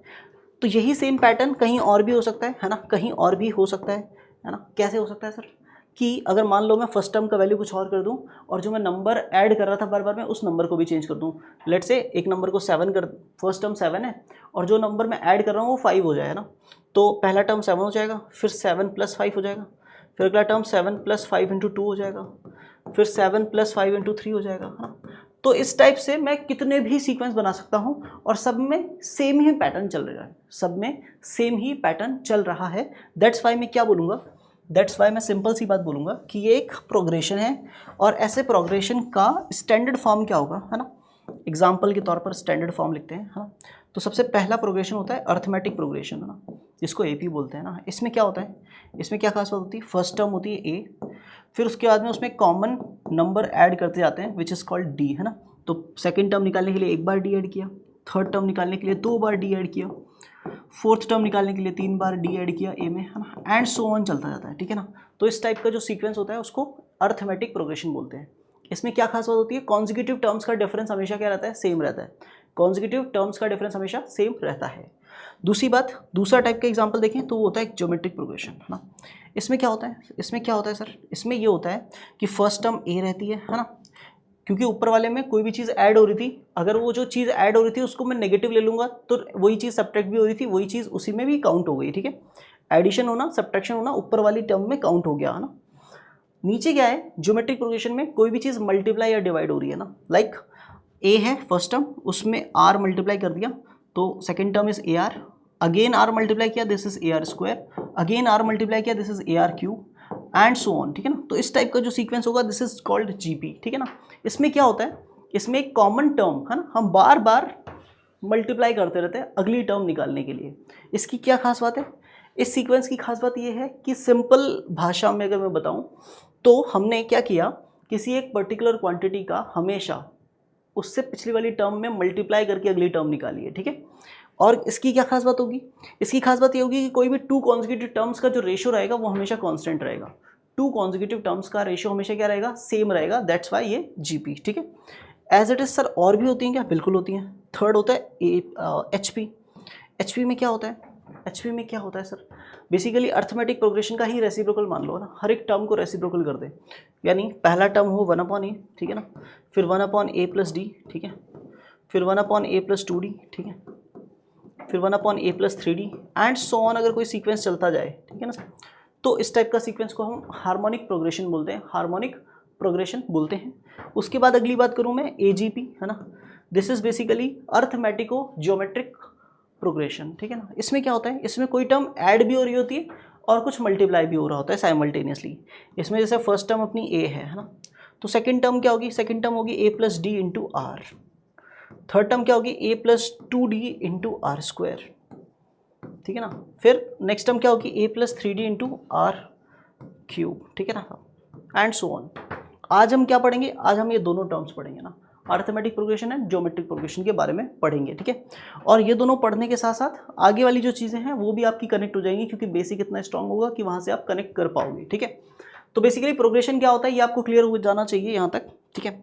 बढ़ते हैं आगे, बात करते हैं प्रोग्रेशन के ऊपर अच्छे से। सबसे पहला प्रोग्रेशन होता है अपना अर्थमेटिक प्रोग्रेशन, अर्थमेटिक प्रोग्रेशन, ठीक है ना। अर्थमेटिक प्रोग्रेशन को शॉर्ट में एपी बोलते हैं, ठीक है। AP is a sequence whose consecutive terms increases और decreases by a fix number. Consecutive terms एक फिक्स नंबर से या तो इंक्रीज हो रही होती हैं या फिर डिक्रीज हो रही होती हैं। यानी इसका जनरल फॉर्मेट बता देता हूँ, ठीक है ना, जनरल फॉर्मेट बता देता हूँ, एपी का जनरल फॉर्मेट बता देता हूँ, ठीक है ना, अर्थमेटिक प्रोग्रेशन का जनरल फॉर्मेट। अगर मान लो, है ना, आपको पता ही है एपी का जनरल फॉर्मेट है फर्स्ट टर्म ए, फिर a + d, फिर a + 2d, a + 3d and so on, ठीक है साहब। तो अगर मैं बोलूँ कि किसी भी सिचुएशन में एग्जांपल के तौर पे फर्स्ट टर्म अगर 3 है और कॉमन डिफरेंस अगर 2 है तो एपी कैसे बनाओगे, एपी बनाओगे कैसे, फर्स्ट टर्म लिखोगे 3, फिर उसमें 2 ऐड करोगे तो कितना आएगा 5, 5 में 2 ऐड करोगे 7, 7 में 2 ऐड करोगे 9, 9 में 2 ऐड करोगे 11 एंड सो ऑन। तो this is basically arithmetic progression, this is basically arithmetic progression, ठीक है। अच्छा, ये बात तो समझ में आ गई। अगर मान लो ज्योमेट्रिक प्रोग्रेशन हो तो क्या होगा, ज्योमेट्रिक प्रोग्रेशन में क्या होगा, ज्योमेट्रिक प्रोग्रेशन में जनरली फॉर्मेट है ए आर स्क्वायर, है ना, ठीक है ना साहब, ए r cube and so on, ठीक है। तो इसमें क्या होगा, अगर फर्स्ट टर्म मान लो 3 है और कॉमन रेशो जो है आर जिसको बोल रहा हूँ मैं वो अगर 2 है, तो जो जीपी बनेगी वो कैसी बनेगी, वो ऐसे बनेगी, फर्स्ट टर्म 3 आएगा, ठीक है ना साहब, फिर 3 में 2 को मल्टीप्लाई करेंगे ना तो कितना आ जाएगा 6 में फिर से 2 का मल्टीप्लाई 12 में 2 का मल्टीप्लाई 24 में 2 का मल्टीप्लाई 48, फिर 2 का मल्टीप्लाई 96 एंड सो ऑन। इस टाइप का जो सीक्वेंस चलेगा this is basically geometric progression, ठीक है। अब अगली बात क्या है कि अगर मैं बात करूं, ठीक है, कॉन्जिक्यूटिव टर्म्स या तो इंक्रीज होती हैं या डिक्रीज होती हैं। अगर आप डी का वैल्यू पॉजिटिव रखोगे तो इंक्रीज होंगी, डी का वैल्यू नेगेटिव रखोगे तो डिक्रीज हो जाएंगी, ठीक है ना। अगर डी का वैल्यू 0 कर दोगे तो कांस्टेंट रहेंगी, ठीक है। अच्छा जी, तो बेसिकली जो फर्स्ट टर्म होती है उसे ए बोलते हैं, और जिस फिक्स नंबर से बेसिकली टर्म्स इंक्रीज हो रही होती हैं या डिक्रीज हो रही होती हैं that is called common difference, है ना, उसको क्या बोलते हैं, common difference. This is basically D, ठीक है, और first term is A, right. तो if a is the first term and d is the common difference then AP can be written as a plus d, a plus 2d, a plus 3d and so on, a plus n minus 1 times d, है ना। यानी simple सी बात है, अगर second term में एक बार d है, थर्ड टर्म में 2 बार d ऐड होता है, फोर्थ टर्म में 3 बार d ऐड होता है, यानी जो नंबर ऑफ टर्म है, टर्म का जो नंबर है उससे just 1 less times d add हो रहा है, तो nth टर्म में n माइनस 1 टाइम्स d क्या होगा, ऐड होगा। ये बात फॉर श्योर याद रहे। तो जनरल टर्म जो रहेगी nth टर्म रहेगी बेसिकली किसी एपी की, उसको लिखते हैं अपन a plus n minus 1 times d, clear. अब अगर मैं बात करूं कॉमन डिफरेंस अगर निकालना है किसी भी सिचुएशन में, तो अगर मैं nth टर्म में से n minus 1th term minus कर दूंगा तो क्या निकलेगा, कॉमन डिफरेंस निकलेगा। कैसे कैसे कैसे समझ नहीं आया। बेसिकली an और an माइनस 1 का मतलब क्या है, अगर n का वैल्यू 5 रखूं तो बेसिकली इसका मतलब है कि a5 में से आपने 5 माइनस 1 यानी a4 माइनस कर दिया, a5 में से a4 माइनस कर दोगे अगर, यानी पांचवी टर्म में से चौथी टर्म माइनस कर दोगे तो क्या बचेगा, फिफ्थ टर्म क्या था a plus 4d, fifth term था a प्लस 4d, उसमें से आपने अगर फोर्थ टर्म यानी a प्लस 3d माइनस कर दिया अगर, तो a से a कट जाएगा, 4d में से 3d लेस करोगे तो d ही बचेगा। तो कॉमन डिफरेंस निकालने का सबसे आसान तरीका क्या है, अगर nth टर्म गिवन है तो हम क्या करेंगे, nth टर्म में से n minus 1th term minus कर देंगे तो कॉमन डिफरेंस आ जाएगा, सिंपल टर्म्स, ठीक है। अगली बात, sum of the first n terms of the AP. किसी भी सिचुएशन में किसी एपी के n टर्म्स का सम कैसे निकालेंगे, तो इसके लिए बहुत शानदार तरीका था। क्या तरीका था कि एक बार एक टीचर ने बोला क्लास को एंगेज करने के लिए, एक काम करो 1 से लेके 100 तक के सारे नंबर्स का सम निकालो, है ना। तो क्या किया गया, 1 प्लस 2 प्लस 3 प्लस 4 से लेकर के, है ना, 100 तक के नंबर्स का सम निकालने के लिए, है ना, सेकंड क्लास के बच्चों को या फर्स्ट क्लास के बच्चों को बोल दिया गया, है ना। टीचर ने सोचा, टीचर को कुछ और काम करना था तो उसने सोचा कि यार क्लास को एंगेज कर देते हैं, बेस्ट तरीका यही है कि उनको 100 तक के सारे नंबर्स को ऐड करने के लिए बोल देते हैं, है ना। तो क्या होगा, इनको लगेंगे 20-25 मिनट, तब तक मेरा काम हो जाएगा, राइट। अब उनको पता नहीं था क्लास में एक खतरनाक खिलाड़ी बच्चा भी बैठा है ना, तो उस खिलाड़ी बच्चे ने क्या किया, बहुत ध्यान से समझिए, उसने बोला कि इन सब के सम को मैं बोल देता हूँ कि वो ऐसे है ना। तो क्या करते हैं ना, इस s को थोड़ा सा रिवर्स ऑर्डर में भी लिख लेते हैं। तो क्योंकि मैंने इनिशियल 4 टर्म लिखी है तो फाइनल भी 4 टर्म लिख लेता हूँ, ठीक है ना, फाइनल भी 4 टर्म लिख लेता हूँ, ठीक है ना साहब। तो बेसिकली 1 प्लस 2 प्लस 3 प्लस 4 से लेकर 97, 98, 99, 99, 100, ठीक है, इन सारे नंबर्स का सम हमें निकालना है। तो उसने क्या किया, पहले इन सारे नंबर्स को ऐसे लिख लिया, फिर इनको रिवर्स ऑर्डर में लिख लिया, यानी सबसे पहले 100, फिर 99, फिर 98, फिर 97 एंड सो ऑन, फिर 4, फिर 3, फिर 2, फिर 1। फिर उसने क्या किया, कॉलम एडिशन किया ना, कॉलम एडिशन किया। तो उसने s में s ऐड किया तो 2s हो गया, ठीक है ना साहब। 1 को 100 में ऐड किया तो 101 हो गया, ठीक है ना। 2 को 99 में ऐड किया 101 हो गया, 3 को 98 में ऐड किया 101 हो गया, है ना। 4 को 97 में ऐड किया तो 101 हो गया एंड सो ऑन। 97 में 4 ऐड किया 101 हो गया, है ना। 98 में 3 ऐड किया 101 हो गया, 99 में 2 ऐड किया 101 हो गया, 100 में 1 ऐड किया 101 हो गया, ठीक है ना साहब। अब क्या किया, उस बच्चे ने सोचा कि यार ये टोटल ऊपर कितनी टर्म्स थी 100, नीचे कितनी टर्म्स थी 100, उनको जोड़ा, कॉलम एडिशन किया तो ये कितनी टर्म्स आएंगी 100, यानी 101 101 101 कितने टाइम्स आ रहा होगा 100 टाइम्स। तो इन सब का सम जो होगा वो 101 इंटू 100 होगा, ठीक है ना। This is 2s। तो s कैसे निकालेंगे, 101 इंटू 100 अपॉन में 2 कर देंगे, 2 को डिवाइड में कर देंगे तो 2 से कैंसिल करेंगे 50 टाइम्स, तो ये हो जाएगा 50-50, है ना। अब मुझे नहीं पता ये सेकंड क्लास का बच्चा था, फर्स्ट क्लास का बच्चा था, या कौन सी क्लास का बच्चा था, क्योंकि मैं तो स्टोरी सुनी थी मैंने, है ना। तो उस खुरापाती बालक ने, है ना, इतना कर दिया और डायरेक्टली आंसर निकाल के 2 मिनट में टीचर को पकड़ा दिया कि भाई ये आंसर आ रहा है, और टीचर शॉक्ड, है ना, और वो बालक रॉक्ड। और बालक रॉक्ड तो वहाँ से आपको ये तो समझ में आ गया होगा कि कॉलम एडिशन बहुत कुछ बता देता है, राइट, है ना। तो अगर मान लो कोई एक एपी है आपके पास में ना, उसके हमें एन टर्म्स का सम निकालना है, तो एपी की फर्स्ट टर्म ए होगी, फिर ए प्लस डी होगी, एंड सो ऑन, है ना। लास्ट टर्म क्या होगी, ए प्लस एन माइनस 1 डी, है ना, और उससे पहले वाली term a plus n minus 2 D. अगर मुझे इस एपी का एन टर्म्स का, फर्स्ट एन टर्म्स का सम निकालना है, तो मैं क्या करूँगा, पहले मान लूँगा कि ए प्लस डी प्लस, है ना, so on a plus n minus 2 times d, ठीक है ना साहब, ठीक है ना साहब, plus a plus n minus 1 into d, है ना। बेसिकली मैंने क्या किया, इस एपी के जो एन टर्म्स हैं उन सबका सम निकाल लिया, वो एस मान लिया मैंने सम, ठीक है। फिर इसको रिवर्स ऑर्डर में करके उनको दोनों को कॉलम एडिशन कर दूंगा। तो रिवर्स ऑर्डर में क्या लिखा, सबसे लास्ट में जो लिखा हुआ उसको सबसे पहले लिखा, तो उसको लिखा a plus n minus 1 into d, है ना। उसके बाद वाला term a plus n minus 1 n minus 2 times d, उसको यहाँ लिखा, एंड सो ऑन करते गए, ठीक है ना। सेकेंड लास्ट टर्म था ए प्लस डी और लास्ट टर्म था ए। बेसिकली क्या किया, सबसे पहले इस पूरे सीक्वेंस को लिखा, है ना, सीरीज़ में कन्वर्ट किया, उसके बाद में उस सीरीज़ को रिवर्स ऑर्डर में नीचे एक बार और लिख दिया। फिर क्या करेंगे, कॉलम एडिशन करेंगे। कॉलम एडिशन करेंगे तो क्या होगा, एस में एस ऐड किया 2s हो जाएगा, ए में ये ऐड करेंगे तो ये 2a plus n minus 1 D, आप समझदार हो, है ना। यहाँ पे बनेगा, यहाँ पे भी क्या बनेगा, इसमें ये ऐड होगा तो क्या बनेगा, ये भी 2a plus n minus 1 into d ही बनेगा, ठीक है ना साहब, एंड सो ऑन, वही 2a plus n minus 1 into d बनेगा, ठीक है साहब, और यहाँ पे भी 2a plus n minus 1 into d बनेगा, ठीक है साहब। अच्छा, सब में से कॉमन ले लेंगे, या फिर ये समझ लो कि ये n टर्म्स थी तो ये भी n टर्म्स थी, और ऐड कॉलम एडिशन करने के बाद में भी n टर्म्स ही बनेंगी, तो इन सब का सम जो होगा वो n times 2a plus n minus 1 d होगा, ठीक है साहब। अच्छा जी, और ये 2s का वैल्यू है, तो s का वैल्यू कैसे निकालेंगे, तो यहाँ पे अपॉन में क्या ले आएंगे, 2 ले आएंगे, है ना। तो बेसिकली फॉर्मूला बन जाता है n/2 2a plus n minus 1 d. This is basically formula for calculating sum of first n terms of an AP, है ना।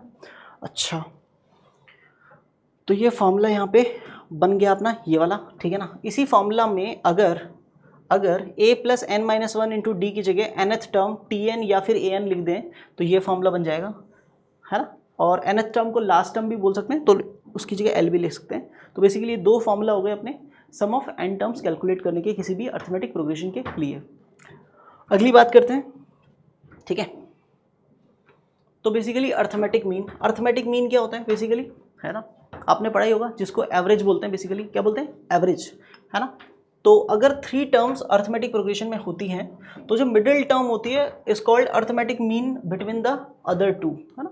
जैसे मान लो अगर ए बी और सी 3 टर्म्स, है ना, आर इन एपी, ठीक है ना साहब। तो बेसिकली जो मिडिल वाला होगा ना वो इन दोनों का अर्थमेटिक मीन होगा ना, तो b is basically arithmetic mean of a and c, ठीक है। बट अगर मान लो सर 2 ही नंबर हैं, तो 2 ही नंबर है, लेट्स से ए और बी, तो अगर 2 नंबर्स ए और बी का अगर अर्थमेटिक मीन निकालना है तो कैसे निकालेंगे, ए प्लस बी अपॉन 2, ठीक है ना। This is arithmetic mean of 2 numbers, ठीक है। सेकेंड थिंग, अगर मान लो n नंबर्स हैं, a1 a2 a3 से लेके an तक, उनका अर्थमेटिक मीन निकालना है तो क्या करेंगे, तो सिंपल सा फॉर्मूला था, सम ऑफ ऑल नंबर्स अपॉन में नंबर ऑफ ऑल नंबर्स, है ना। तो बेसिकली सबको जोड़ेंगे और कितने नंबर है, n नंबर है तो n से डिवाइड कर देंगे, तो this would B also formula for calculating arithmetic mean of n numbers. Hope so आपको ये समझ में आया होगा, ठीक है। अगली बात, जनरल प्रॉपर्टीज़, ये बहुत ध्यान से समझना साहब, जनरल प्रॉपर्टीज़, ठीक है, जिसको बेसिकली बच्चे क्या करते हैं, इग्नोर कर देते हैं, ठीक है ना। प्रॉपर्टीज सबसे खास होती है ना। क्वेश्चन जो है बेसिकली सबको पता है, कॉन्सेप्ट तो बच्चा पढ़ के ही आएगा ना, अटकेगा कहाँ, प्रॉपर्टीज़ में अटकेगा ना, वहाँ ही अटकाया जाता है, ठीक है, ठीक है। तो 3 numbers in AP can be taken as a minus d, a और a प्लस डी। जब भी कोई क्वेश्चन बोले कि कोई 3 नंबर हैं वो एपी में है ना, तो हमें उनको अज्यूम करना पड़ेगा। तो अज्यूम करेंगे तो सबसे सरल तरीका जो रहेगा उन 3 नंबर्स को अज्यूम करने का वो ये रहेगा कि हम पहला नंबर a माइनस डी माने, दूसरा a माने, तीसरा a प्लस डी माने। अगर वो 4 नंबर अज्यूम करने की हमारे को कंडीशन देता है तो वो 4 नंबर्स a-3d, a-d, a+d और a+3d अगर हम लेंगे तो वो थोड़ा इजीली क्वेश्चन सॉल्व हो जाएगा, ठीक है। अगर 5 नंबर अज्यूम करने की नौबत आ जाए तो a-2d, a-d, a+2d, a+d और a+2d ये हम मानेंगे। 6 टर्म्स अज्यूम करने के लिए बोलेगा तो a-5d, a-3d, a-d, a+d, a+3d, a+5d ये हम मानेंगे एंड सो ऑन। यही पैटर्न फॉलो करेंगे अगर ज़्यादा नंबर्स के लिए भी बोलेगा तो, ठीक है। पहली प्रॉपर्टी ये थी। दूसरी प्रॉपर्टी क्या है, the common difference can be zero, positive और नेगेटिव। कॉमन डिफरेंस जीरो भी हो सकता है, पॉजिटिव भी हो सकता है, नेगेटिव भी हो सकता है, तो घबराने वाली कोई ज़रूरत नहीं है। Third point is the sum of the terms of an AP, the sum of the terms in an AP which is equidistant from the beginning and the end is constant। Simple सी बात है ना, beginning से और and से अगर कोई भी टर्म्स उठाएंगे ना अपन तो उनका सम हमेशा कांस्टेंट रहेगा और वो फर्स्ट टर्म और लास्ट टर्म के सम के बराबर होगा। एक बच्चा बोलेगा सर कैसे, तो मैं बोलूँगा मान ले कोई एक AP है ना, A1, A2, A3, ठीक है ना साहब, एंड सो ऑन, है ना। यहाँ पे an-2, an-1 और ये an, है ना, ठीक है। तो जो फर्स्ट और लास्ट टर्म का सम रहेगा ना वही सेकंड और सेकंड लास्ट टर्म का सम रहेगा, वही थर्ड और थर्ड लास्ट टर्म का सम रहेगा। एक बच्चा बोलेगा सर कैसे, तो अभी जब सम का फॉर्मूला कैलकुलेट कर रहे थे ना तो उसमें ध्यान से समझना बेटा, सम के फॉर्मूला में ये फर्स्ट टर्म और लास्ट टर्म का सम कितना आया 2a + n-1d, और सेकेंड टर्म और सेकेंड लास्ट टर्म का सम भी कितना आया 2a + n-1d। As it is third term और थर्ड लास्ट टर्म का सम भी कितना आया होगा 2a + n-1d, तभी तो फॉर्मूला जनरेट हुआ। तो बेसिकली बिगिनिंग से और लास्ट से, है ना, इक्विडिस्टेंट जो टर्म्स होंगी, है ना, उनका सम हमेशा कांस्टेंट रहेगा और वो किसके बराबर रहेगा, फर्स्ट और लास्ट टर्म के सम के बराबर रहेगा, ठीक है सर। चलिए 3 पॉइंट क्लियर। नेक्स्ट प्रॉपर्टीज पे बात करते हैं। Fourth property, this is basically any term of an AP except the first term, है ना, पहली टर्म को छोड़ के AP का कोई भी टर्म उठा लो is equal to half the sum of the terms which are equidistant from it. हाँ, सिंपल सी बात है, पहले टर्म को छोड़ दो, है ना, उसके अलावा कोई भी टर्म देख लो, उससे इक्विडिस्टेंट जो भी टर्म्स होंगी उन टर्म्स का हमेशा एवरेज जो होगा वो टर्म होगी बेसिकली, ठीक है। जैसे मान लो अगर मैं बात करूँ A1, A2, A3, ठीक है ना साहब, A4, A5 and so on, तो अगर मैं बात करूँ A3 की, है ना, तो A3 जो होगा ना उसको आप उससे इक्विडिस्टेंट देखो, एक डिस्टेंस पे A2 है और A4 है ना, ये दोनों टर्म्स एक एक डिस्टेंस पे हैं, तो A3 जो होगा वो A2 + A4/2 के भी बराबर होगा और A1 + A5/2 के भी बराबर होगा। आप कैलकुलेट करके देख सकते हो बहुत आसानी से। आपको पता है ना A2 क्या होता है, A2 होता है A + D, है ना, ठीक है, और A4 क्या होता है, A4 A+3D होता है। अपॉन में 2 करोगे तो A + A 2a हो जाएगा, उसमें 2 का डिवाइड करूँगा तो A बचेगा, और D + 3D 4D हो जाएगा, 4D में 2 का डिवाइड करूँगा तो 2D हो जाएगा, ठीक है। तो A + 2D ही A3 होता है ना, यहाँ से भी चेक कर सकते हो, A1 A ही होता है, A5 A + 4D होता है, इसमें 2 का डिवाइड करेंगे तो A + A 2a, 2a में 2 का डिवाइड तो A, और 4D में 2 का डिवाइड तो 2D, which is also A3, right. Simple सी बात है, कोई भी टर्म जो होगी वो अपने से इक्विडिस्टेंट टर्म्स के सम के हाफ के बराबर हमेशा होगी, ठीक है, फर्स्ट टर्म को छोड़ के ना, क्योंकि फर्स्ट टर्म के पहले कोई बैठा नहीं है उसका ये प्रोसेस करवाने के लिए, राइट। अगली बात, कभी भी सम ऑफ n टर्म्स गिवन है और आपको nth टर्म निकालनी है तो उसके लिए सिंपल फॉर्मूला होता है an = Sn, यानी पहली n टर्म्स के सम में से अगर पहली n-1 टर्म्स का सम माइनस कर दोगे आप तो nth टर्म बच जाती है। समझ नहीं आया सर, क्या भूल गए, तो बेटा ध्यान से सुन, S10 का मतलब क्या होगा, Sn का मतलब sum of first n terms, sum of first n terms, है। अगर पहली n टर्म्स का सम Sn है तो S10 क्या होगा, पहली 10 टर्म्स का सम, है ना, उसमें से अगर मैं माइनस कर दूं Sn-1 यानी S9 माइनस कर दूं, यानी पहली 9 टर्म्स का सम माइनस कर दूं, 10 टर्म्स का सम है उसमें से पहली 9 टर्म्स का सम माइनस कर दूं तो लास्ट टर्म ही तो बचेगी, हाँ, तो this would be equal to 10th term. Clear, this would be equal to 10th term, right. Simple words में, है ना, SR में से SR-1 माइनस करोगे तो TR बच जाएगा, या फिर SN में से SN-1 माइनस करोगे तो AN बच जाएगा, which is nth term, right. Next property is A1 A2 A3 A4 से लेके AN तक अगर AP में है तो हर एक टर्म में कोई कांस्टेंट ऐड करोगे तो भी रिजल्टिंग सीक्वेंस एपी रहेगा, हर एक टर्म में कोई कांस्टेंट माइनस करोगे तो भी रिजल्टिंग सीक्वेंस एपी रहेगा, हर एक टर्म में कोई कांस्टेंट मल्टीप्लाई करा दोगे तो भी रिजल्टिंग सीक्वेंस एपी रहेगा, हर एक टर्म में कोई कांस्टेंट से डिवाइड कर दोगे नॉन जीरो कांस्टेंट से तब भी रिजल्टिंग सीक्वेंस एपी ही रहेगा। होप सो ये बात समझ में आई होगी। एग्जाम्पल के थ्रू देख सकते हो, जैसे मान लो 6, 12, 18, 24, 30 एंड सो ऑन, ये एक एपी है ना। इसमें अगर मैं कोई कांस्टेंट ऐड कर दूँ, 2 ऐड कर दूँ सब में, है ना, तो 6 + 2 8 हो जाएगा, 12 + 2 14 हो जाएगा, 18 + 2 20 हो जाएगा, यहाँ 26 और यहाँ 32 हो जाएगा। अभी भी ये सीक्वेंस एपी है, ठीक है। और अगर कुछ सब्ट्रैक्ट कर दूँ, जैसे 4 सब्ट्रैक्ट कर दूँ सब में से, तो यहाँ पे 4 सब्ट्रैक्ट करने के बाद में 4 बचेगा, यहाँ पे 10 बचेगा, यहाँ पे 16 बचेगा, यहाँ पे 22 बचेगा, यहाँ पे 28 बचेगा। तो क्या ये सीक्वेंस भी एपी है? बिल्कुल है ना, क्योंकि सब में अभी भी डिफरेंस 6 का है। अभी सब में 2 का डिवाइड कर दूँ अगर मान लो, तो 2, 5, 8, 11, 14, क्या ये सीक्वेंस भी एपी है? ऑफ कोर्स एपी है। अगर इनमें कुछ मल्टीप्लाई करता तो भी एपी, डिवाइड करता तो भी एपी, ऐड करता तो भी एपी, और सब्ट्रैक्ट करता तो भी एपी। तो मतलब बेसिकली ये प्रॉपर्टी क्या कहती है, किसी भी सीक्वेंस में, किसी भी अरिथमेटिक प्रोग्रेशन में हर एक टर्म में अगर कोई कांस्टेंट ऐड, सब्ट्रैक्ट, मल्टीप्लाई या नॉन जीरो कांस्टेंट का डिवाइड करते हैं तो रिजल्टिंग सीक्वेंस एपी रहता है, ठीक है। अगली बात, अगर A1, A2, A3 से लेकर के ये so on and B1, B2, B3 से लेकर सो ऑन, ये अगर 2 APs हैं, ठीक है ना, 2 APs अगर हैं, तो अगर दोनों APs की फर्स्ट टर्म को ऐड कर लें, सेकंड टर्म को ऐड कर दें, थर्ड टर्म को ऐड कर दें, यानी कॉरस्पॉन्डिंग टर्म्स को, 2 APs की कॉरस्पॉन्डिंग टर्म्स को अगर हम ऐड करते हैं तब भी रिजल्टिंग सीक्वेंस एपी रहेगा, सब्ट्रैक्ट करते हैं तब भी रिजल्टिंग सीक्वेंस एपी रहेगा। लेकिन मल्टीप्लाई करने पे और डिवाइड करने पे एपी रहेगा या नहीं रहेगा ये हम कह नहीं सकते, क्योंकि अगर मान लो इस एपी में कोई एक टर्म 0 आ गया तो उसको इधर वाली एपी की किसी टर्म से मल्टीप्लाई किया तो वो टर्म 0 हो ही जाएगा, और 0 हो जाएगा तो डेफिनेटली कॉमन डिफरेंस सेम नहीं रह जाएगा उसके बाद, ठीक है। तो मल्टीप्लाई और डिवाइड वाली चीज़ नहीं रहती है। 2 एपी अगर गिवन है तो दोनों का कॉरस्पॉन्डिंग टर्म्स का सम भी एपी होगा, दोनों कॉरस्पॉन्डिंग टर्म्स का डिफरेंस भी एपी रहेगा। ये दोनों पॉइंट ट्रू है। मल्टीप्लिकेशन और डिवीजन हो भी सकते हैं, नहीं भी हो सकते, डिपेंड्स। 8th पॉइंट क्या होगा, A1, A2, A3 से लेके AN तक आर इन AP, ये सारे नंबर्स AP में हैं, ठीक है। तो बेसिकली फर्स्ट और लास्ट टर्म का सम, सेकंड और सेकंड लास्ट टर्म का सम, थर्ड और थर्ड लास्ट टर्म का सम एंड सो ऑन, ये सब 2A1 + n-1D के बराबर होता है। ये हमने फॉर्मूला जब कैलकुलेट किया था, डिराइव किया था, तब हमने अभी सीख लिया था। और कोई भी टर्म अपने से इक्विडिस्टेंट टर्म के साथ में, है ना, अपने से इक्विडिस्टेंट टर्म के अर्थमेटिक मीन के बराबर होता है हमेशा, ठीक है। 9th पॉइंट क्या कहते हैं, if nth term of a sequence is linear expression in n, है ना, अगर किसी भी टर्म का, किसी भी सीक्वेंस का nth टर्म अगर लीनियर एक्सप्रेशन n है ना, लीनियर एक्सप्रेशन में समझते हो, लीनियर पॉलिनोमियल क्या होता है, जो ax + b की फॉर्मेट में होता है। तो अगर किसी भी सिचुएशन में किसी सीक्वेंस का, है ना, nth टर्म का फॉर्मूला ऐसा गिवन है an + b, इस फॉर्मेट में अगर है तो वो सीक्वेंस डेफिनेटली क्या है, AP को रिप्रेजेंट कर रहा है, ठीक है।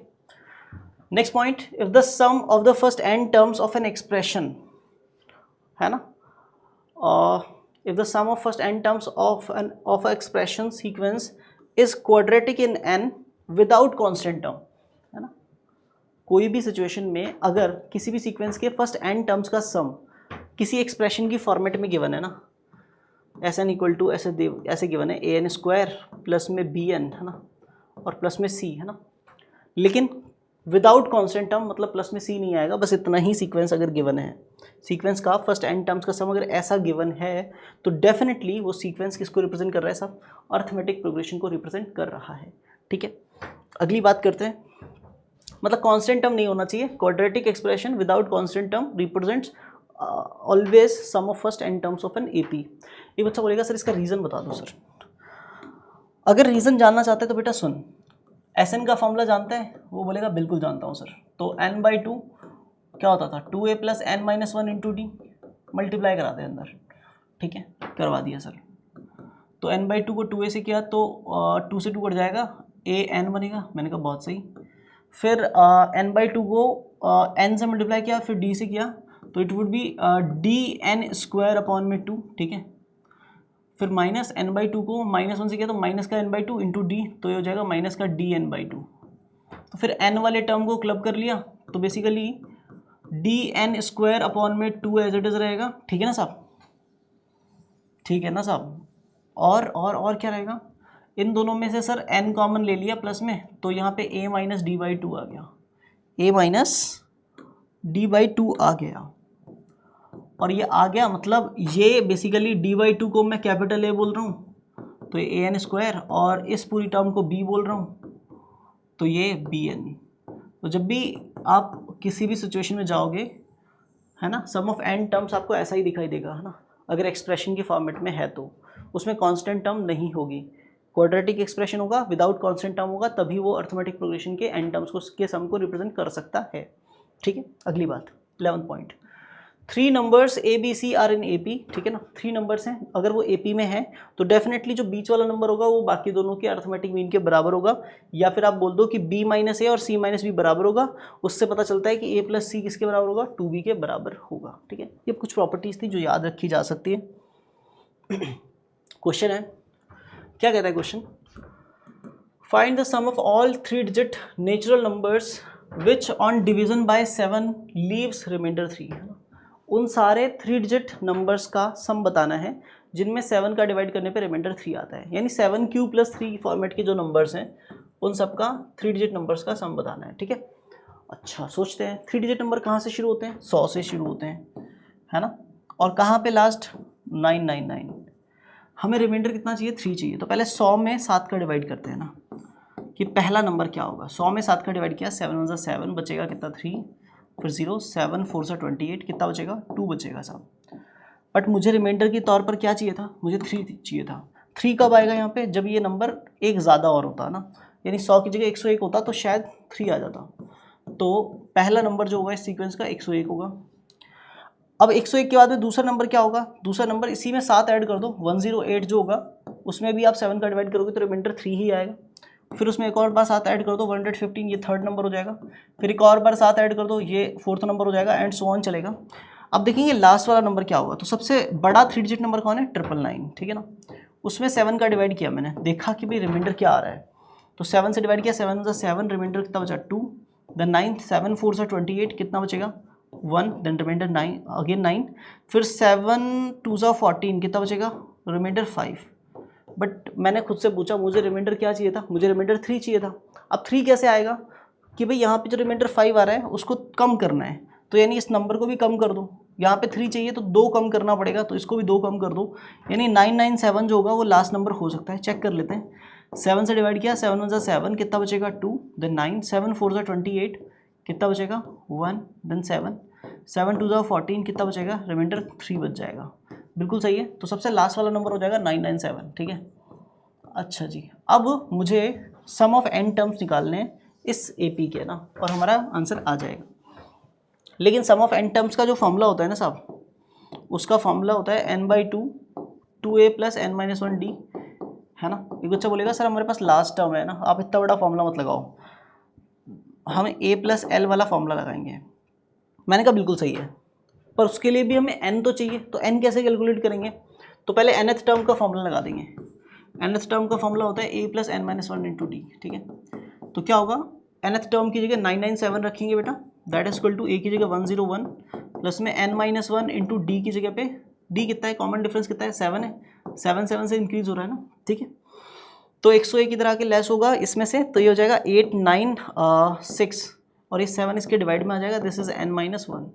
7 से डिवाइड किया, 7 1 7 बचेगा 1, 7 2 14 बचेगा 5, 7 8 56, माइनस 1 रहेगा प्लस 1, तो n का वैल्यू कितना आ जाएगा साहब 129 आ जाएगा, ठीक है। यहाँ तक की कहानी पकड़ में आ रही होगी, ठीक है। तो n का वैल्यू 129 आने के बाद में सम ऑफ n टर्म्स निकाला मैंने, तो this would be like n की जगह 129 अपॉन में 2 a प्लस l, है ना। तो a का वैल्यू कितना है बेटा 101, प्लस लास्ट टर्म कितना है 997, ठीक है। तो 129 अपॉन में 2 आएगा यहाँ पे, और 101 प्लस में 997 किया मैंने, तो ये हो जाएगा 1098। 1098 2 से कैंसिल कर दिया, तो ये 549 आया। 549 को 129 से मल्टीप्लाई करना है, आलस जिंदा रहे, है ना। कैलकुलेटर उठाते हैं, ठीक है। तो बेसिकली 549 इंटू 129, है ना, कितना आएगा साहब 70821, this is the correct answer, ठीक ठीक है, for this problem. Hope so आपको समझ में आया होगा। ठीक है, बढ़ते हैं आगे नेक्स्ट प्रॉब्लम पे, है ना। नेक्स्ट प्रॉब्लम या नेक्स्ट कॉन्सेप्ट जो भी मिल जाए, ठीक है, अपन सब कर लेंगे, ठीक है ना साहब। नेक्स्ट प्रॉब्लम पे बात कर लेते हैं, ठीक है ना। नेक्स्ट प्रॉब्लम क्या कहती है, बिल्कुल सिंपल प्रॉब्लम्स हैं टॉपिक को समझने के लिए ना। The sum of n terms of 2 APs are in the ratio 7n+1 upon में 4n+27। दो अलग अलग APs हैं, उनके सम ऑफ n टर्म्स का रेशियो है ना। मान लेते हैं पहली AP जो है ना, सोल्यूशन में मैंने माना, ठीक है, कि लेट द फर्स्ट AP जो है ना, वो मैंने मान लिया कि A+D A+2D है ना, ऐसे जा रही है, ठीक है। और सेकेंड AP को क्या माना मैंने, सेकेंड AP को मैंने माना कि वो A+D A+2D ऐसे जा रही है, ठीक है ना। दो अलग अलग APs अज्यूम कर रही थी, मैंने ऐसी अज्यूम कर ली, एक में लोअर केस ले लिया A और D का, एक में अपर केस ले लिया। तो क्वेश्चन ने बोला कि सम ऑफ n टर्म्स, यानी पहले वाली की n टर्म्स का सम, पहली वाली AP की n टर्म्स का सम कैसे निकालेंगे, n/2 2A + n-1D, और A और D छोटे लिखने, तो ये हो जाएगा n/2 2A + n-1 into D। ये पहली AP के फर्स्ट n टर्म्स का सम हो गया, है ना। और दूसरी AP के फर्स्ट n टर्म्स का सम क्या हो जाएगा, n/2 2A + n-1 into D। ये दूसरी AP के फर्स्ट n टर्म्स का सम हो गया। दोनों का रेशियो कितना है, 7n+1 अपॉन में 4n+27, 7n+1 अपॉन में 4n+27। ठीक है सर, अब क्या करें, तो हमें find the ratio of their 11th terms, है ना। दोनों APs के 11th टर्म का रेशियो बताना है, और जो कंडीशन गिवन है वो कंडीशन यही है। अब क्या करें, इससे कैसे सॉल्व करें। तो एक बच्चे ने बोला सर एक काम करो, n से n उड़ा दो, ठीक है। मैंने कहा उड़ा दिया, फिर मैंने कहा हाफ से हाफ भी उड़ा दो। बोले नहीं सर ऐसा मत करना। मैंने कहा क्यों नहीं करें, बोले सर रुको, it will take some time. Half का अंदर मल्टीप्लाई करो सर, हाफ को 2A से मल्टीप्लाई किया कितना बनेगा, A बनेगा, और हाफ को n-1 इंटू D से मल्टीप्लाई किया तो ये बनेगा n-1/2 टाइम्स D। मैंने कहा बहुत सही। फिर सर नीचे वाले हाफ को भी अंदर मल्टीप्लाई करो, है ना। तो हाफ को 2A से मल्टीप्लाई किया तो ये हो गया A, और हाफ को n-1 इंटू D से मल्टीप्लाई किया तो n-1/2 टाइम्स क्या आ जाएगा, D। This is basically sir 7n+1 upon में 4n+27। अब क्या करूं सर, अब सिंपल सी बात है साहब, अब सिंपल सी बात है, सिंपल सा काम है।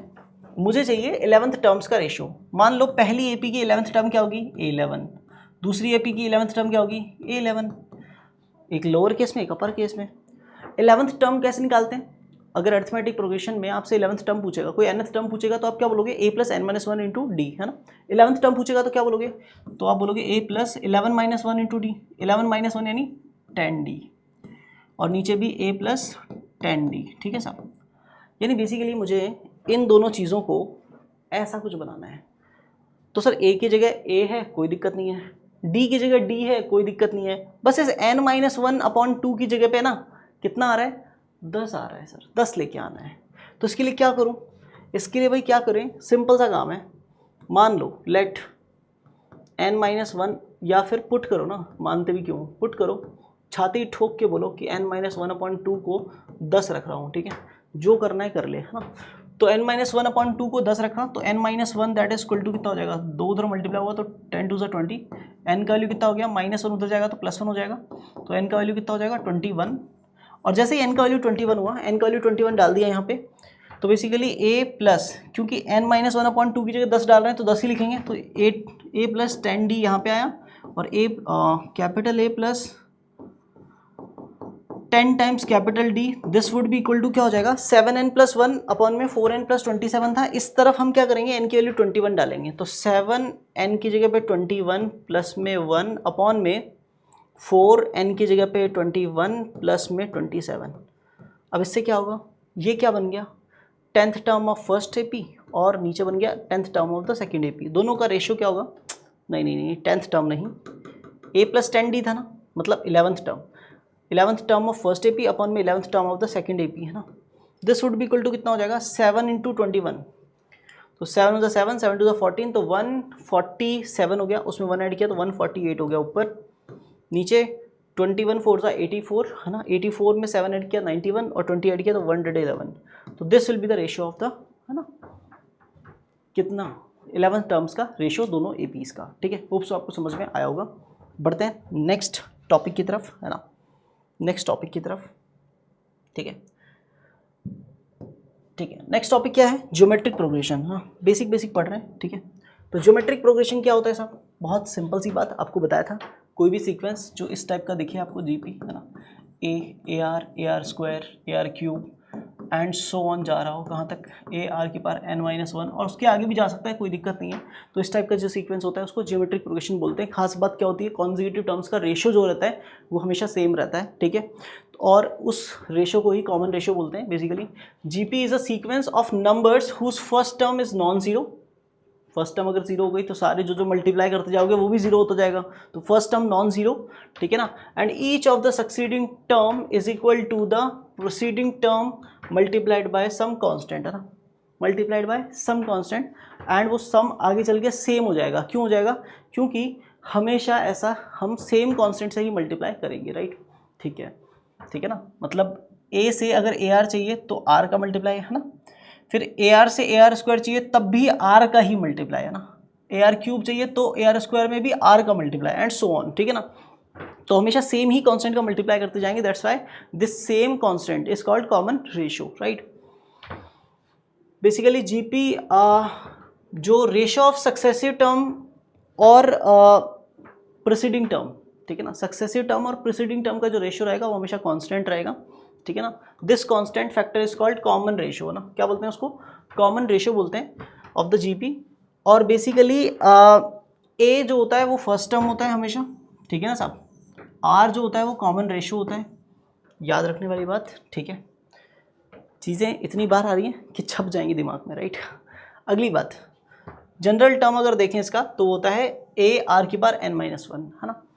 आप ध्यान से देखोगे तो बेसिकली फर्स्ट टर्म जो है, this is first term, this is second term, this is third term, ठीक है ना साहब।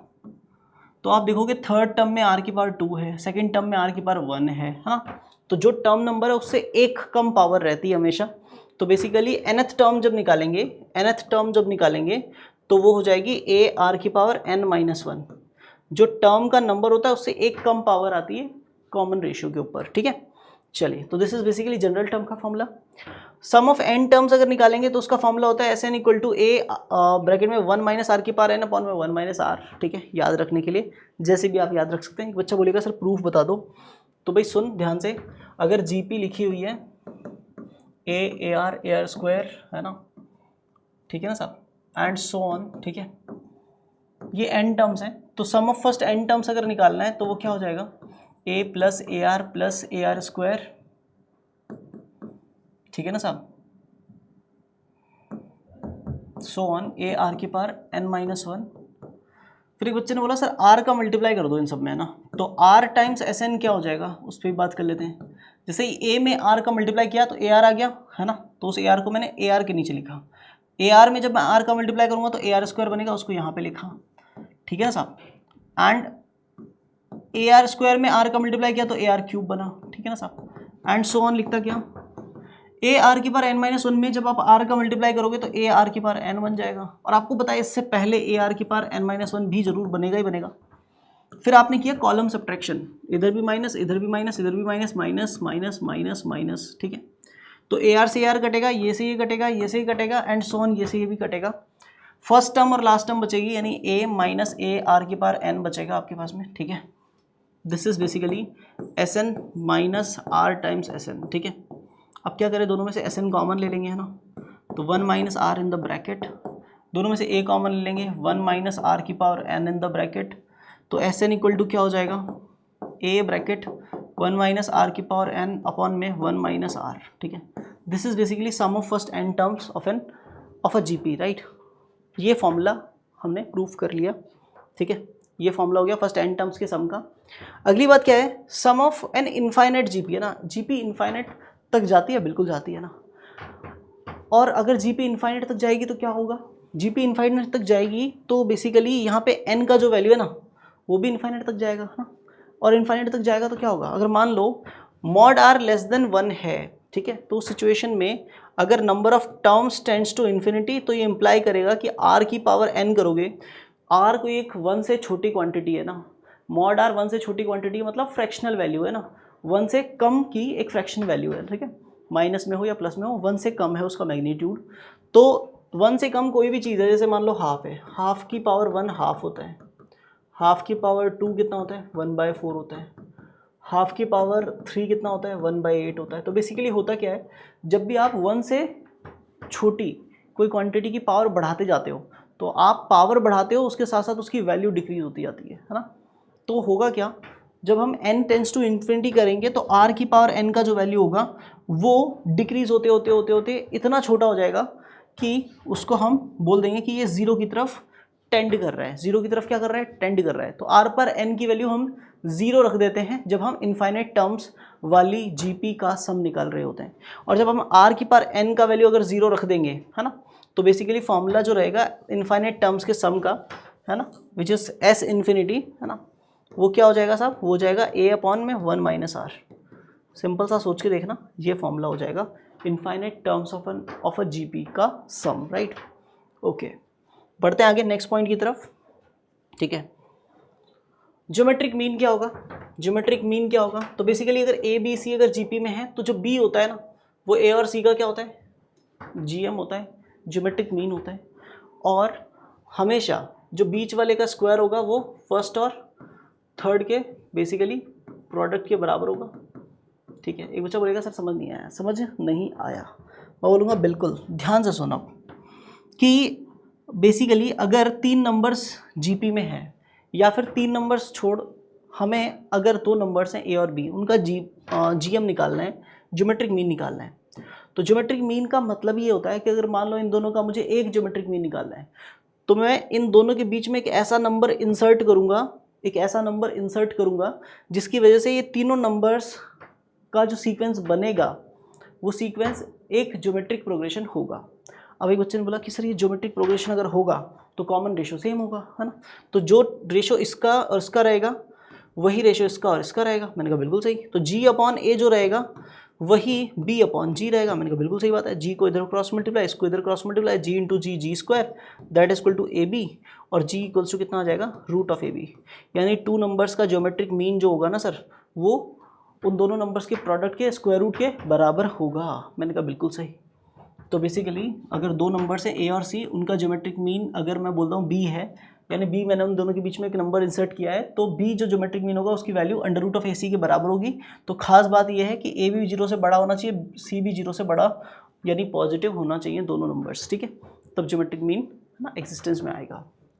Geometric mean of n positive numbers, अगर n पॉजिटिव नंबर्स का ज्योमेट्रिक मीन निकालना है तो उन सब का प्रोडक्ट और पावर 1/n कर देंगे। 2 नंबर्स थे तो दोनों का प्रोडक्ट और पावर 1/2 की, जिसको आप स्क्वायर रूट बोलते हो, पावर 1/3 में क्यूब रूट बोलते हो, तो पावर 1/n में क्या बोलोगे वो आप देख लेना। बट n नंबर्स का ज्योमेट्रिक मीन मतलब उन सब का प्रोडक्ट और पावर 1/n। क्लियर, बढ़ते हैं आगे। कुछ प्रॉपर्टीज़ हैं ज्योमेट्रिक प्रोग्रेशन की, है ना। क्या क्या प्रॉपर्टीज़ हैं कि अगर a1 a2 a3 से लेके an तक ये अगर कोई एक जीपी है तो कोई भी कांस्टेंट का मल्टीप्लाई करो या डिवाइड करो, नॉन जीरो कांस्टेंट का मल्टीप्लाई या डिवाइड करोगे तो रिजल्टिंग सीक्वेंस भी ज्योमेट्रिक प्रोग्रेशन ही रहेगा, ठीक है। ये पहली बात हुई। दूसरी बात, अगर ये एक जीपी है, ठीक है ना, तो अगर सारे टर्म्स का रेसिप्रोकल कर दोगे तो जो रिजल्टिंग सीक्वेंस होगा वो भी जीपी रहेगा। नेक्स्ट पॉइंट, अगर ये एक जीपी है और ये भी एक और जीपी है, ठीक है ना, तो 2 जीपीज अगर आपको गिवन है तो उनके कॉरस्पॉन्डिंग टर्म्स को अगर आप मल्टीप्लाई करा दोगे तो भी resulting sequence GP, corresponding terms को आपस में डिवाइड करा दोगे तो भी रिजल्टिंग सीक्वेंस जीपी रहेगा। बस ध्यान ये रखना है कोई भी नॉन जीरो टर्म्स नहीं आने चाहिए। वैसे आपको क्लियर है ही ऑलरेडी कि जीपी का कोई भी टर्म मतलब जीरो नहीं हो सकता। अगर जीरो हो जाएगा तो आगे के सारे टर्म्स ही क्या हो जाएंगे, जीरो हो जाएंगे। दैट्स वाई सारे टर्म्स नॉन जीरो रहते हैं। तो दोनों जीपीस के कॉरस्पॉन्डिंग टर्म्स का प्रोडक्ट कर दिया जाएगा तो भी रिजल्टिंग सीक्वेंस जीपी, और दोनों जीपीस के कॉरस्पॉन्डिंग टर्म्स का रेशियो निकाल लिया जाएगा तो भी रिजल्टिंग सीक्वेंस जीपी ही रहेगा। क्लियर। नेक्स्ट पॉइंट क्या होगा, अगर a1 a2 a3 से लेकर के एक कोई जीपी है, b1 b2 b3 से लेकर कोई और जीपी है, दोनों जीपीज आपको गिवन है, तो अगर हम उनके कॉरस्पॉन्डिंग टर्म्स को ऐड या सब्ट्रैक्ट करेंगे तो जो रिजल्टिंग सीक्वेंस होगा वो जीपी नहीं होगा ना, वो जीपी कदापि नहीं होगा, नॉट इन जीपी, ठीक है ना, ऑलवेज, ठीक है। अगली बात, a1 a2 a3 एक जीपी है तो definitely log of A1, log of A2, log of A3 से लेकर के सो ऑन जो सीक्वेंस होगा वो एक अर्थमेटिक प्रोग्रेशन हो जाएगा। एक बच्चा बोलेगा सर ये 5th पॉइंट समझ में नहीं आया, तो बेटा ध्यान से सुन। अगर A1, A2, A3, ठीक है ना साहब, A4 सो ऑन, ये अगर एक GP है तो इसका मतलब A1 का मतलब क्या होगा, A1 का मतलब A होगा, A2 का मतलब AR होगा, A3 का मतलब AR स्क्वायर होगा, A4 का मतलब AR क्यूब होगा एंड सो ऑन, ये एक GP होगी। ठीक है, फिर क्या किया मैंने, हर एक टर्म के आगे लॉग लगा दिया। ठीक है ना, हर एक टर्म के आगे क्या लगा दिया, लॉग लगा दिया। अब मैं जानना चाहता हूँ कि वो AP है या नहीं है ना, तो हर एक टर्म के आगे लॉग लगा दिया। तो log of A, log of AR, log of AR square, log of AR cube and so on. ठीक है, फिर एक बच्चे ने बोला सर लॉग ऑफ A तो बिल्कुल ठीक है, इसमें कोई दिक्कत नहीं है, लॉग AR को क्योंकि बीच में मल्टीप्लाई है तो आप इसको log A plus log R बोल सकते हो। मैंने कहा बिल्कुल सही है। फिर उसने बोला कि लॉग AR स्क्वायर को आप लॉग A प्लस में लॉग R स्क्वायर बोल सकते हो। मैंने कहा कोई दिक्कत नहीं है। फिर उस बच्चे ने बोला लॉग AR क्यूब को सर आप लॉग A प्लस में लॉग R क्यूब बोल सकते हो। मैंने कहा कोई दिक्कत नहीं है। फिर उसने बोला कि सर अभी एक बार और लिख लो आप इन सब चीज़ों को थोड़ा सा सही से। मैंने कहा लिख देते हैं। उसका कहने का मतलब सिर्फ इतना था कि सर ये जो पावर है ना इसको आगे ले आओ, तो log A as it is plus में 2 लॉग R हो जाएगा। अगला वाला टर्म हो जाएगा लॉग A प्लस में 3 लॉग R हो जाएगा। फिर उसने बोला सर अगर मैं बोल दूं कि लॉग A जो है ना उसको कैपिटल A लिख दो और लॉग R जो है ना उसको आप कैपिटल D लिख दो, तो ये क्या बनेगा, ये बनेगा A, ये बनेगा A प्लस D। ठीक है, फिर अगला वाला बनेगा A प्लस 2D, फिर अगला वाला बनेगा A प्लस 3D। तो this will be an AP। ठीक है, होप सो ये बात समझ में आई होगी आपको, है ना। तो डेफिनेटली अगर एक सिचुएशन में A1, A2, A3 से लेकर के AN तक ये कोई सीक्वेंस एक GP बना रहा है, तो अगर हर एक टर्म के आगे लॉग ले लेंगे तो डेफिनेटली वो सीक्वेंस किस में कन्वर्ट हो जाएगा, AP में कन्वर्ट हो जाएगा।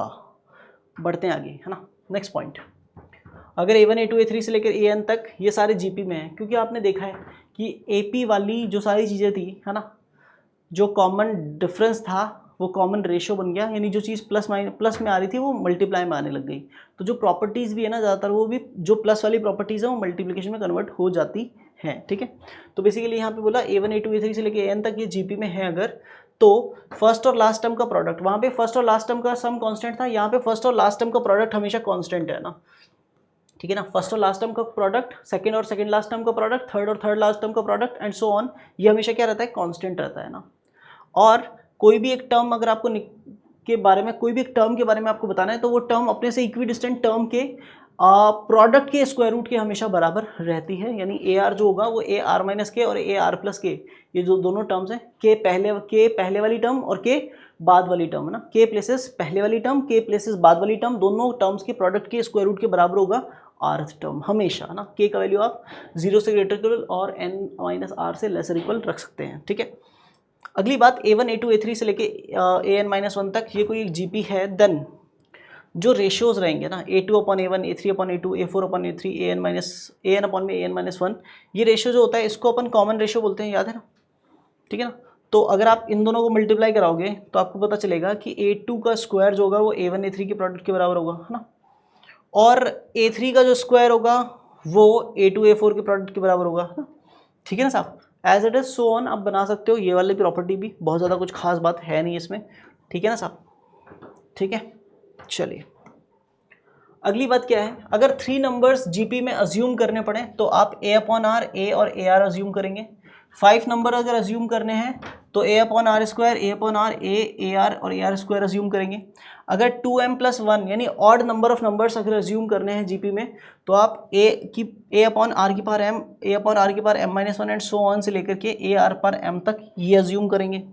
अगर 4 नंबर्स अज्यूम करने हैं तो A/R क्यूब, A/R, AR और AR क्यूब ऐसा कुछ अज्यूम करेंगे। 6 नंबर्स अगर होंगे तो A/R की power 5, A/R cube, A/R, AR, AR cube, AR पर 5, है ना, ये आप अज्यूम करेंगे। ठीक है, इन जनरल अगर 2m टर्म्स अज्यूम करनी है तो आप ये अज्यूम करेंगे जो लास्ट में लिखा हुआ है। This is basically just to ना सिंप्लीफाई द कैलकुलेशंस, राइट।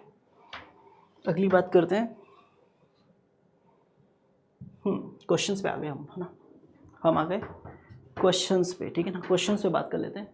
तो बेसिकली क्वेश्चन क्या कहते हैं, if the first term of GP is 7, है ना, कोई एक जीपी है उसकी फर्स्ट टर्म 7 है, यानी ए का वैल्यू 7 है ना, ठीक है, एंड nth टर्म इज 448। ये सिंपल क्वेश्चन है, फॉर्मूलाज को याद रखने के लिए। nth टर्म क्या होती है, an, है ना, this is 448, and sum of first n terms, है ना, sn, this is basically 889। Find the fifth term of the GP. बिल्कुल आसान क्वेश्चन है ना, this is just to remember the formulas, right. तो nth टर्म कैसे निकालेंगे, nth टर्म होता है ए आर की पावर n-1, ठीक है, दिस इज 448, ठीक है। तो क्या करें, ए की जगह 7 डाल दें, तो 7 इंटू आर की पावर n-1, दिस इज 448, ठीक है सर। और सम ऑफ n टर्म्स का फॉर्मूला क्या था, ए आर की पावर n-1 अपॉन में r-1, ठीक है भाई, माइनस कॉमन लेके काट दिया, ठीक है, तो ये ऐसा बन गया 889 एज इट इज। फिर ए की जगह कितना डाल दें, 7 डाल दें, तो 7 आर की पावर n-1 अपॉन में r-1, दिस इज बेसिकली 889। अभी बच्चा बोलेगा सर अब क्या करें, इसके आ गया ना, तो मैंने बोला आर की पावर n-1 का वैल्यू निकाल लें, है ना। तो ये कितना आएगा, 448 में 7 का डिवाइड, 7 6 42 बचेगा 2, 7 4 28, तो आर की पावर n-1 अपना 64 हो गया। अब क्या करूँ सर, तो 7 को उधर डिवाइड में फेंक दे 889 में, ठीक है सर, फेंक दिया। और यहाँ पे डिनोमिनेटर में r-1 है, पढ़ा रहने दे। यहाँ पे जो r पार n है ना, उसको r पार 1 इंटू आर पार n-1 लिख ले, -1 एज इट इज। और ये r पार n-1 की वैल्यू 64 यहाँ पे रख दे, तो 64 यहाँ पे रखूँगा, उसके मल्टीप्लाई में r आएगा, तो ये 64 r-1 अपॉन में r-1 बनेगा। This is basically equal to 7 से डिवाइड करोगे, 7 × 7 7 2 14, 7 7 14 127, है ना, यहाँ पे आएगा 127। अब आगे क्या होगा, क्रॉस मल्टीप्लाई करेंगे अगर, तो 64 r-1 that is equal to 127 से r-1 को मल्टीप्लाई किया तो 127 r-127 बनेगा, ठीक है।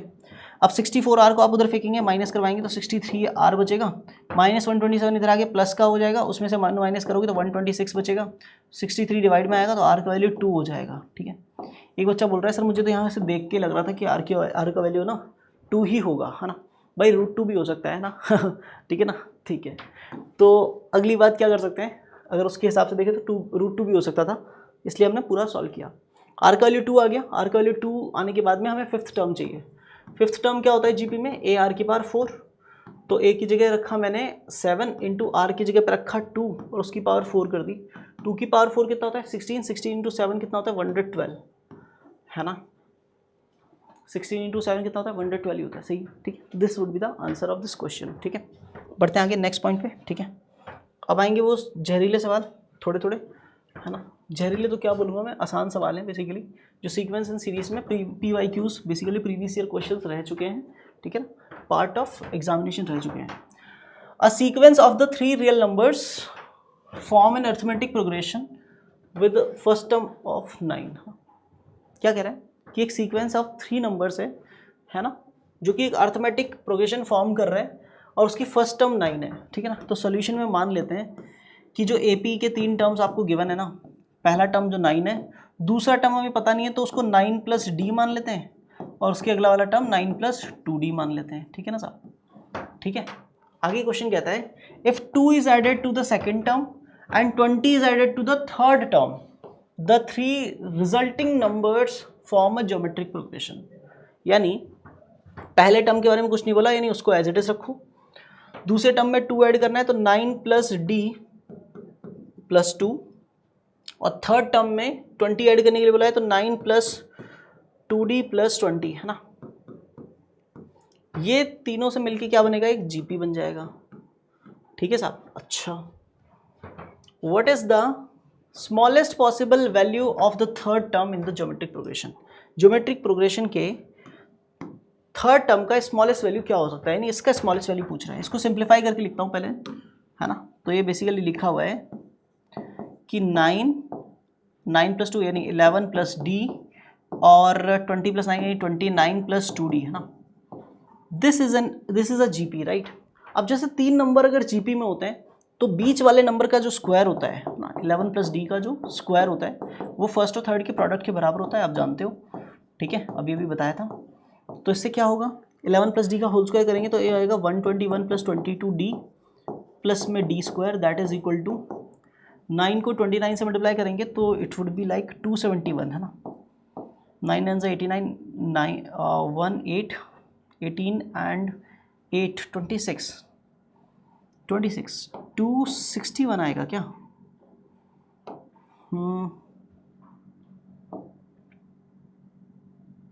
261 ही आएगा और 9 2 सा 18d है ना। अच्छा जी, अब इसके आगे क्या करें?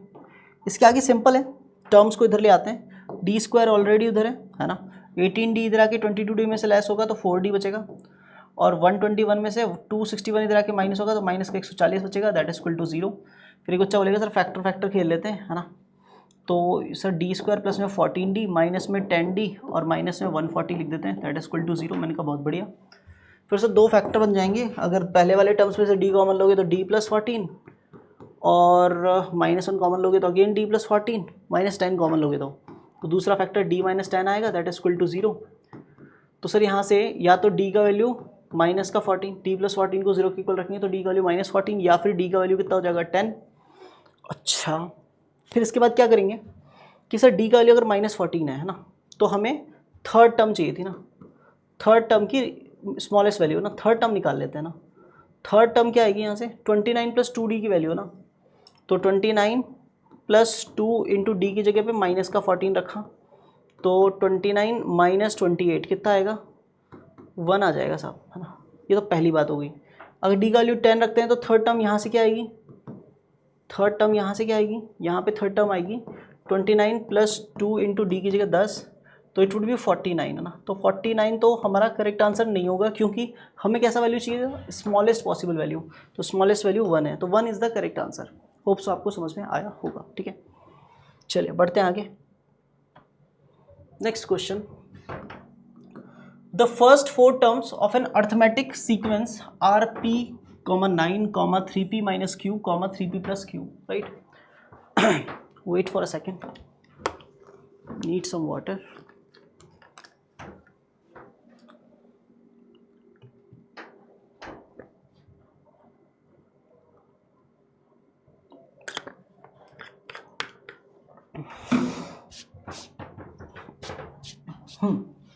The first 4 terms of an arithmetic sequence are p, 9, 3p minus q and 3p plus q. What is the 2010th term of this sequence? इस सीक्वेंस की 2010वीं टर्म क्या होगी ये बताना है ना। AMC 2010 का सवाल है ना। सबसे पहली चीज़ कि अगर अर्थमेटिक सीक्वेंस है ये तो कॉमन डिफरेंस सेम होगा, चाहे मैं 9 में से p माइनस करूँ, चाहे इसमें से ये माइनस करूँ, चाहे इसमें से ये माइनस करूँ, है ना, तो कॉमन डिफरेंस सेम होगा। यानी 9 माइनस पी जो होगा, ठीक है ना साहब, वो बराबर होगा 3p माइनस क्यू माइनस 9 के, है ना, ठीक है, और वो बराबर होगा 3p plus Q minus 3p minus Q के। ठीक है साहब, थोड़ा सा सिंप्लीफाई किया तो यहाँ पे 9 माइनस p है और यहाँ पे 3p माइनस क्यू माइनस 9 है और यहाँ पे 3p माइनस 3p तो कट जाएगा, q और माइनस माइनस प्लस q तो ये 2q आ जाएगा। तो पहले इन दोनों को बराबर रखें, ठीक है ना, या फिर पहले इन दोनों को बराबर रखते हैं फिर इन दोनों को बराबर रखते हैं, है ना, इन दोनों को ना, ठीक है साहब। अच्छा जी, तो पहले 9 माइनस पी को बराबर रखा मैंने 2q के, है ना, तो माइनस पी उधर जाएगा तो प्लस का p हो जाएगा, तो p plus 2q that is equal to हो जाएगा 9। This is first equation. और जब इन दोनों को बराबर रखा तो यहाँ से 3p minus q minus 9 that is equal to 2q, तो माइनस क्यू उधर गया तो प्लस का q हो जाएगा, या फिर 2q को इधर ले आओ, 3p माइनस क्यू तो पहले से और 2q इधर आके माइनस 2q हो जाएगा, तो बेसिकली टोटल माइनस 3q हो जाएगा, माइनस 9 उधर जाके प्लस 9 हो जाएगा, 3 से सब में डिवाइड कर दिया, ठीक है ना, तो 3 से सब में डिवाइड, तो यहाँ पे p बचेगा, यहाँ पे माइनस q बचेगा और यहाँ पे 3 बच जाएगा। This is equation number 2। इसको इसके नीचे लगाओ, है ना, p minus q that is equal to 3। उसके बाद क्या करेंगे, माइनस प्लस माइनस, p से p उड़ा देंगे, 2q प्लस q 3q हो जाएगा और 9 माइनस 3 6 हो जाएगा, तो q का वैल्यू कितना आ जाएगा 6/3 यानी 2 आ जाएगा। तो q का वैल्यू तो 2 आ गया साहब, ठीक है, q का वैल्यू 2 रखो यहाँ पे, है ना, तो p -2 इक्वल टू 3, तो p का वैल्यू कितना हो जाएगा, -2 हो जाएगा +2, तो 3 + 2 5 हो जाएगा, तो p का वैल्यू 5 आ जाएगा। p का वैल्यू 5, q का वैल्यू 2 है ना। तो अब सीक्वेंस बना लेते हैं। तो अभी अपनी AP क्या है, p यानी पहला टर्म यानी 5, फिर दूसरा टर्म 9 है, फिर थर्ड टर्म क्या है 3p - q। तो 3 टाइम्स p करोगे तो 3 टाइम्स 5 15 -2, तो 2 हो जाएगा 13 एंड सो ऑन, है ना। 4 4 का डिफरेंस है। डिफरेंस कितने का है, 4 4 का है, यानी फर्स्ट टर्म तो 5 है, कॉमन डिफरेंस 4 है। हमें 2010th टर्म चाहिए, कैसे निकालेंगे सब, 2010th टर्म कैसे निकालेंगे, 2010th टर्म कैसे निकालेंगे, बेसिकली वो होगा a + 2009 टाइम्स d, है ना। तो a की जगह पे हम रखेंगे 5 + 2009 टाइम्स d की जगह पे 4, तो 5 प्लस ये हो जाएगा 2000 का 4 गुना 8000 और 9 का 4 गुना 36, तो ये हो जाएगा 8041। This is the correct answer for this problem. Hopes आपको समझ में आया होगा, बहुत शानदार सवाल। ठीक है, बात करते हैं नेक्स्ट प्रॉब्लम पे। ठीक है, ठीक है, नेक्स्ट प्रॉब्लम पे बात करते हैं। ठीक है, नेक्स्ट प्रॉब्लम क्या कहता है, नेक्स्ट प्रॉब्लम कहता है the sum of the first 2011 terms of a geometric sequence is 200 and the sum of first 4022 terms is 380, find the sum of 6033 terms. This is AIME 2011 का सवाल है ना। क्या करें, क्या करें, देखो सबसे पहली बात बहुत ध्यान से समझना, किसी भी सिचुएशन में sum of first 2011 terms of geometric sequence, मान लेते हैं वो geometric sequence, let the GP को मान लेते हैं, है ना, a, AR, AR² है ना, से लेकर के ऐसी कोई जीपी चल रही है। ठीक है, तो उसके 2011 टर्म्स का सम क्या होगा ना, जीपी के n टर्म्स का सम होता है a ब्रैकेट r पर n-1 अपॉन में r-1, यही होता है। 2011 टर्म्स का सम होगा तो क्या होगा फॉर्मूला, फॉर्मूला हो जाएगा a r की पावर 2011 -1 अपॉन में r-1। इसका वैल्यू दे रखा है कितना, 200, फर्स्ट इक्वेशन। और पहली 4022 टर्म्स का सम जो है वो 380 है, तो 4022 टर्म्स का सम क्या हो जाएगा, a इंटू r की पावर 4022 -1 अपॉन में r-1। ठीक है, this is 380, this is second equation. क्या करें और क्या चाहिए हमें, find the sum of 6033 terms. तो a ब्रैकेट r की पावर 6033 -1 अपॉन में r-1, इसका सम चाहिए। इसके सम को अज्यूम कर लेते हैं साहब, है ना, कुछ अज्यूम कर लेते हैं, मान लेते हैं इनका सम k है। This is equation number 3। ठीक है, ठीक है ना। अच्छा जी, अब कैसे सॉल्व करें सर, इसको सोचते हैं इसके बारे में, है ना।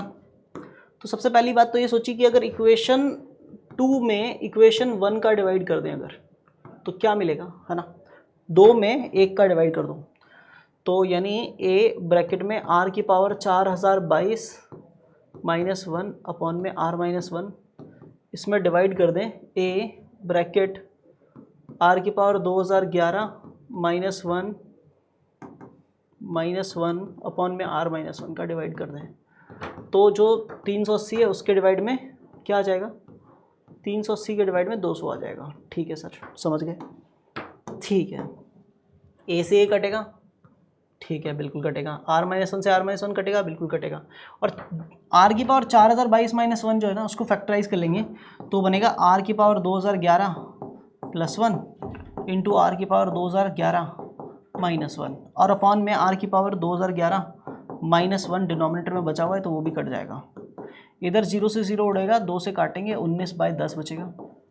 r की पावर 2011 +1 का वैल्यू है ये, तो r की पावर 2011 +1 अगर ये है तो r की पावर 2011 हो जाएगा 19/10, प्लस का एक उधर जाके -1 हो जाएगा, तो 10 × 10 19 - 10 करेंगे तो 9/10 बचेगा, है ना। This would be the value of r की पावर 2011। ठीक है, ये r की पावर 2011 का वैल्यू आ गया अपने पास में कितना, 9/10। अभी हमें क्या करना है ना, अभी हमें क्या करना है ना, हमें इस क्वांटिटी k की वैल्यू चाहिए ना, k की वैल्यू चाहिए। ठीक है, तो अभी क्या किया मैंने, इक्वेशन 3 में 2 का डिवाइड कर दिया या 1 का ही डिवाइड कर दिया, इक्वेशन 3 में इक्वेशन 1 का डिवाइड कर दिया, सिंपल है ना। तो यहाँ पे लिखा हुआ है a r की पावर 6033 -1 अपॉन में r-1, इसके डिवाइड में a r की पावर 2011 -1 अपॉन में r -1, इसका डिवाइड कर दिया तो इक्वल टू में क्या हुआ, k था ऊपर और नीचे 200। सिंपल टर्म्स में a से a कैंसिल, r -1 से r -1 कैंसिल, और ऊपर a cube minus b cube बना हुआ है। ध्यान से देखोगे तो पता चलेगा a cube minus b cube को लिख सकते हैं a minus b then a square plus में ए बी प्लस में बी स्क्वायर। अगर ये दिखता है तो क्या करेंगे, r की पावर 6033 -1 को फैक्टराइज करेंगे तो वो r की पावर 2011 -1, फिर r की पावर 2011 का स्क्वायर प्लस में r की पावर 2011 प्लस में 1 अपॉन में जो लिखा हुआ था r की पावर 2011 -1, ठीक है ना साहब, that is equal to k upon 200 as it is. अब क्या करें, इससे इसको काट देंगे, है ना। r की पावर 2011 का वैल्यू कितना है, 9/10, वो यहाँ पे रख देंगे ना, तो 9/10 का स्क्वायर प्लस में r की पावर 2011 की जगह 9/10 अगेन प्लस में 1, दिस इज k/200, ठीक है। एलसीएम ले लिया, 9/10 का मतलब है 81/100, तो 100 एलसीएम लिया तो यहाँ पे 81, यहाँ पे 90 और यहाँ पे 100, ठीक है ना साहब, that is equal to k/200। सबको जोड़ा तो ये हो गया 190 प्लस 81, 200 प्लस 71, 271 हो गया। 271 अपॉन में 100 था, k का वैल्यू निकालने के लिए 200 को इधर फेंक दिया मल्टीप्लाई में, 2 0 से 2 0 कैंसिल हो गए, 271 को 2 से मल्टीप्लाई किया तो k का वैल्यू कितना आया, 542, ठीक है। तो 542 क्या हो गया साहब, हमारा इस क्वेश्चन का आंसर हो गया। होप सो आपको समझ में आया होगा। AIME 2011 का सवाल था। एक क्वेश्चन आपको भी होमवर्क में मिलेगा, डोंट वरी, ठीक है ना, एक क्वेश्चन आपको भी होमवर्क में मिलेगा, ठीक है, ये वाला क्वेश्चन है ना। You should give it a try to this question, है ना। सोचिए इस क्वेश्चन के बारे में, इस क्वेश्चन को सॉल्व करिए, ठीक है ना। इस क्वेश्चन को आपको सॉल्व करना है, ठीक है। और इस क्वेश्चन को डिस्कस करूँगा मैं नेक्स्ट वाली जब भी मेरी क्लास होगी बेस कैम्प की, राइट। होप सो आपको अर्थमेटिक प्रोग्रेशन, ज्योमेट्रिक प्रोग्रेशन बहुत अच्छे से समझ में आया होगा। और इस क्लास के लिए इतना ही। Thanks to all of you guys. Thank you. Bye bye. Have a nice day. See you in the next class. Bye.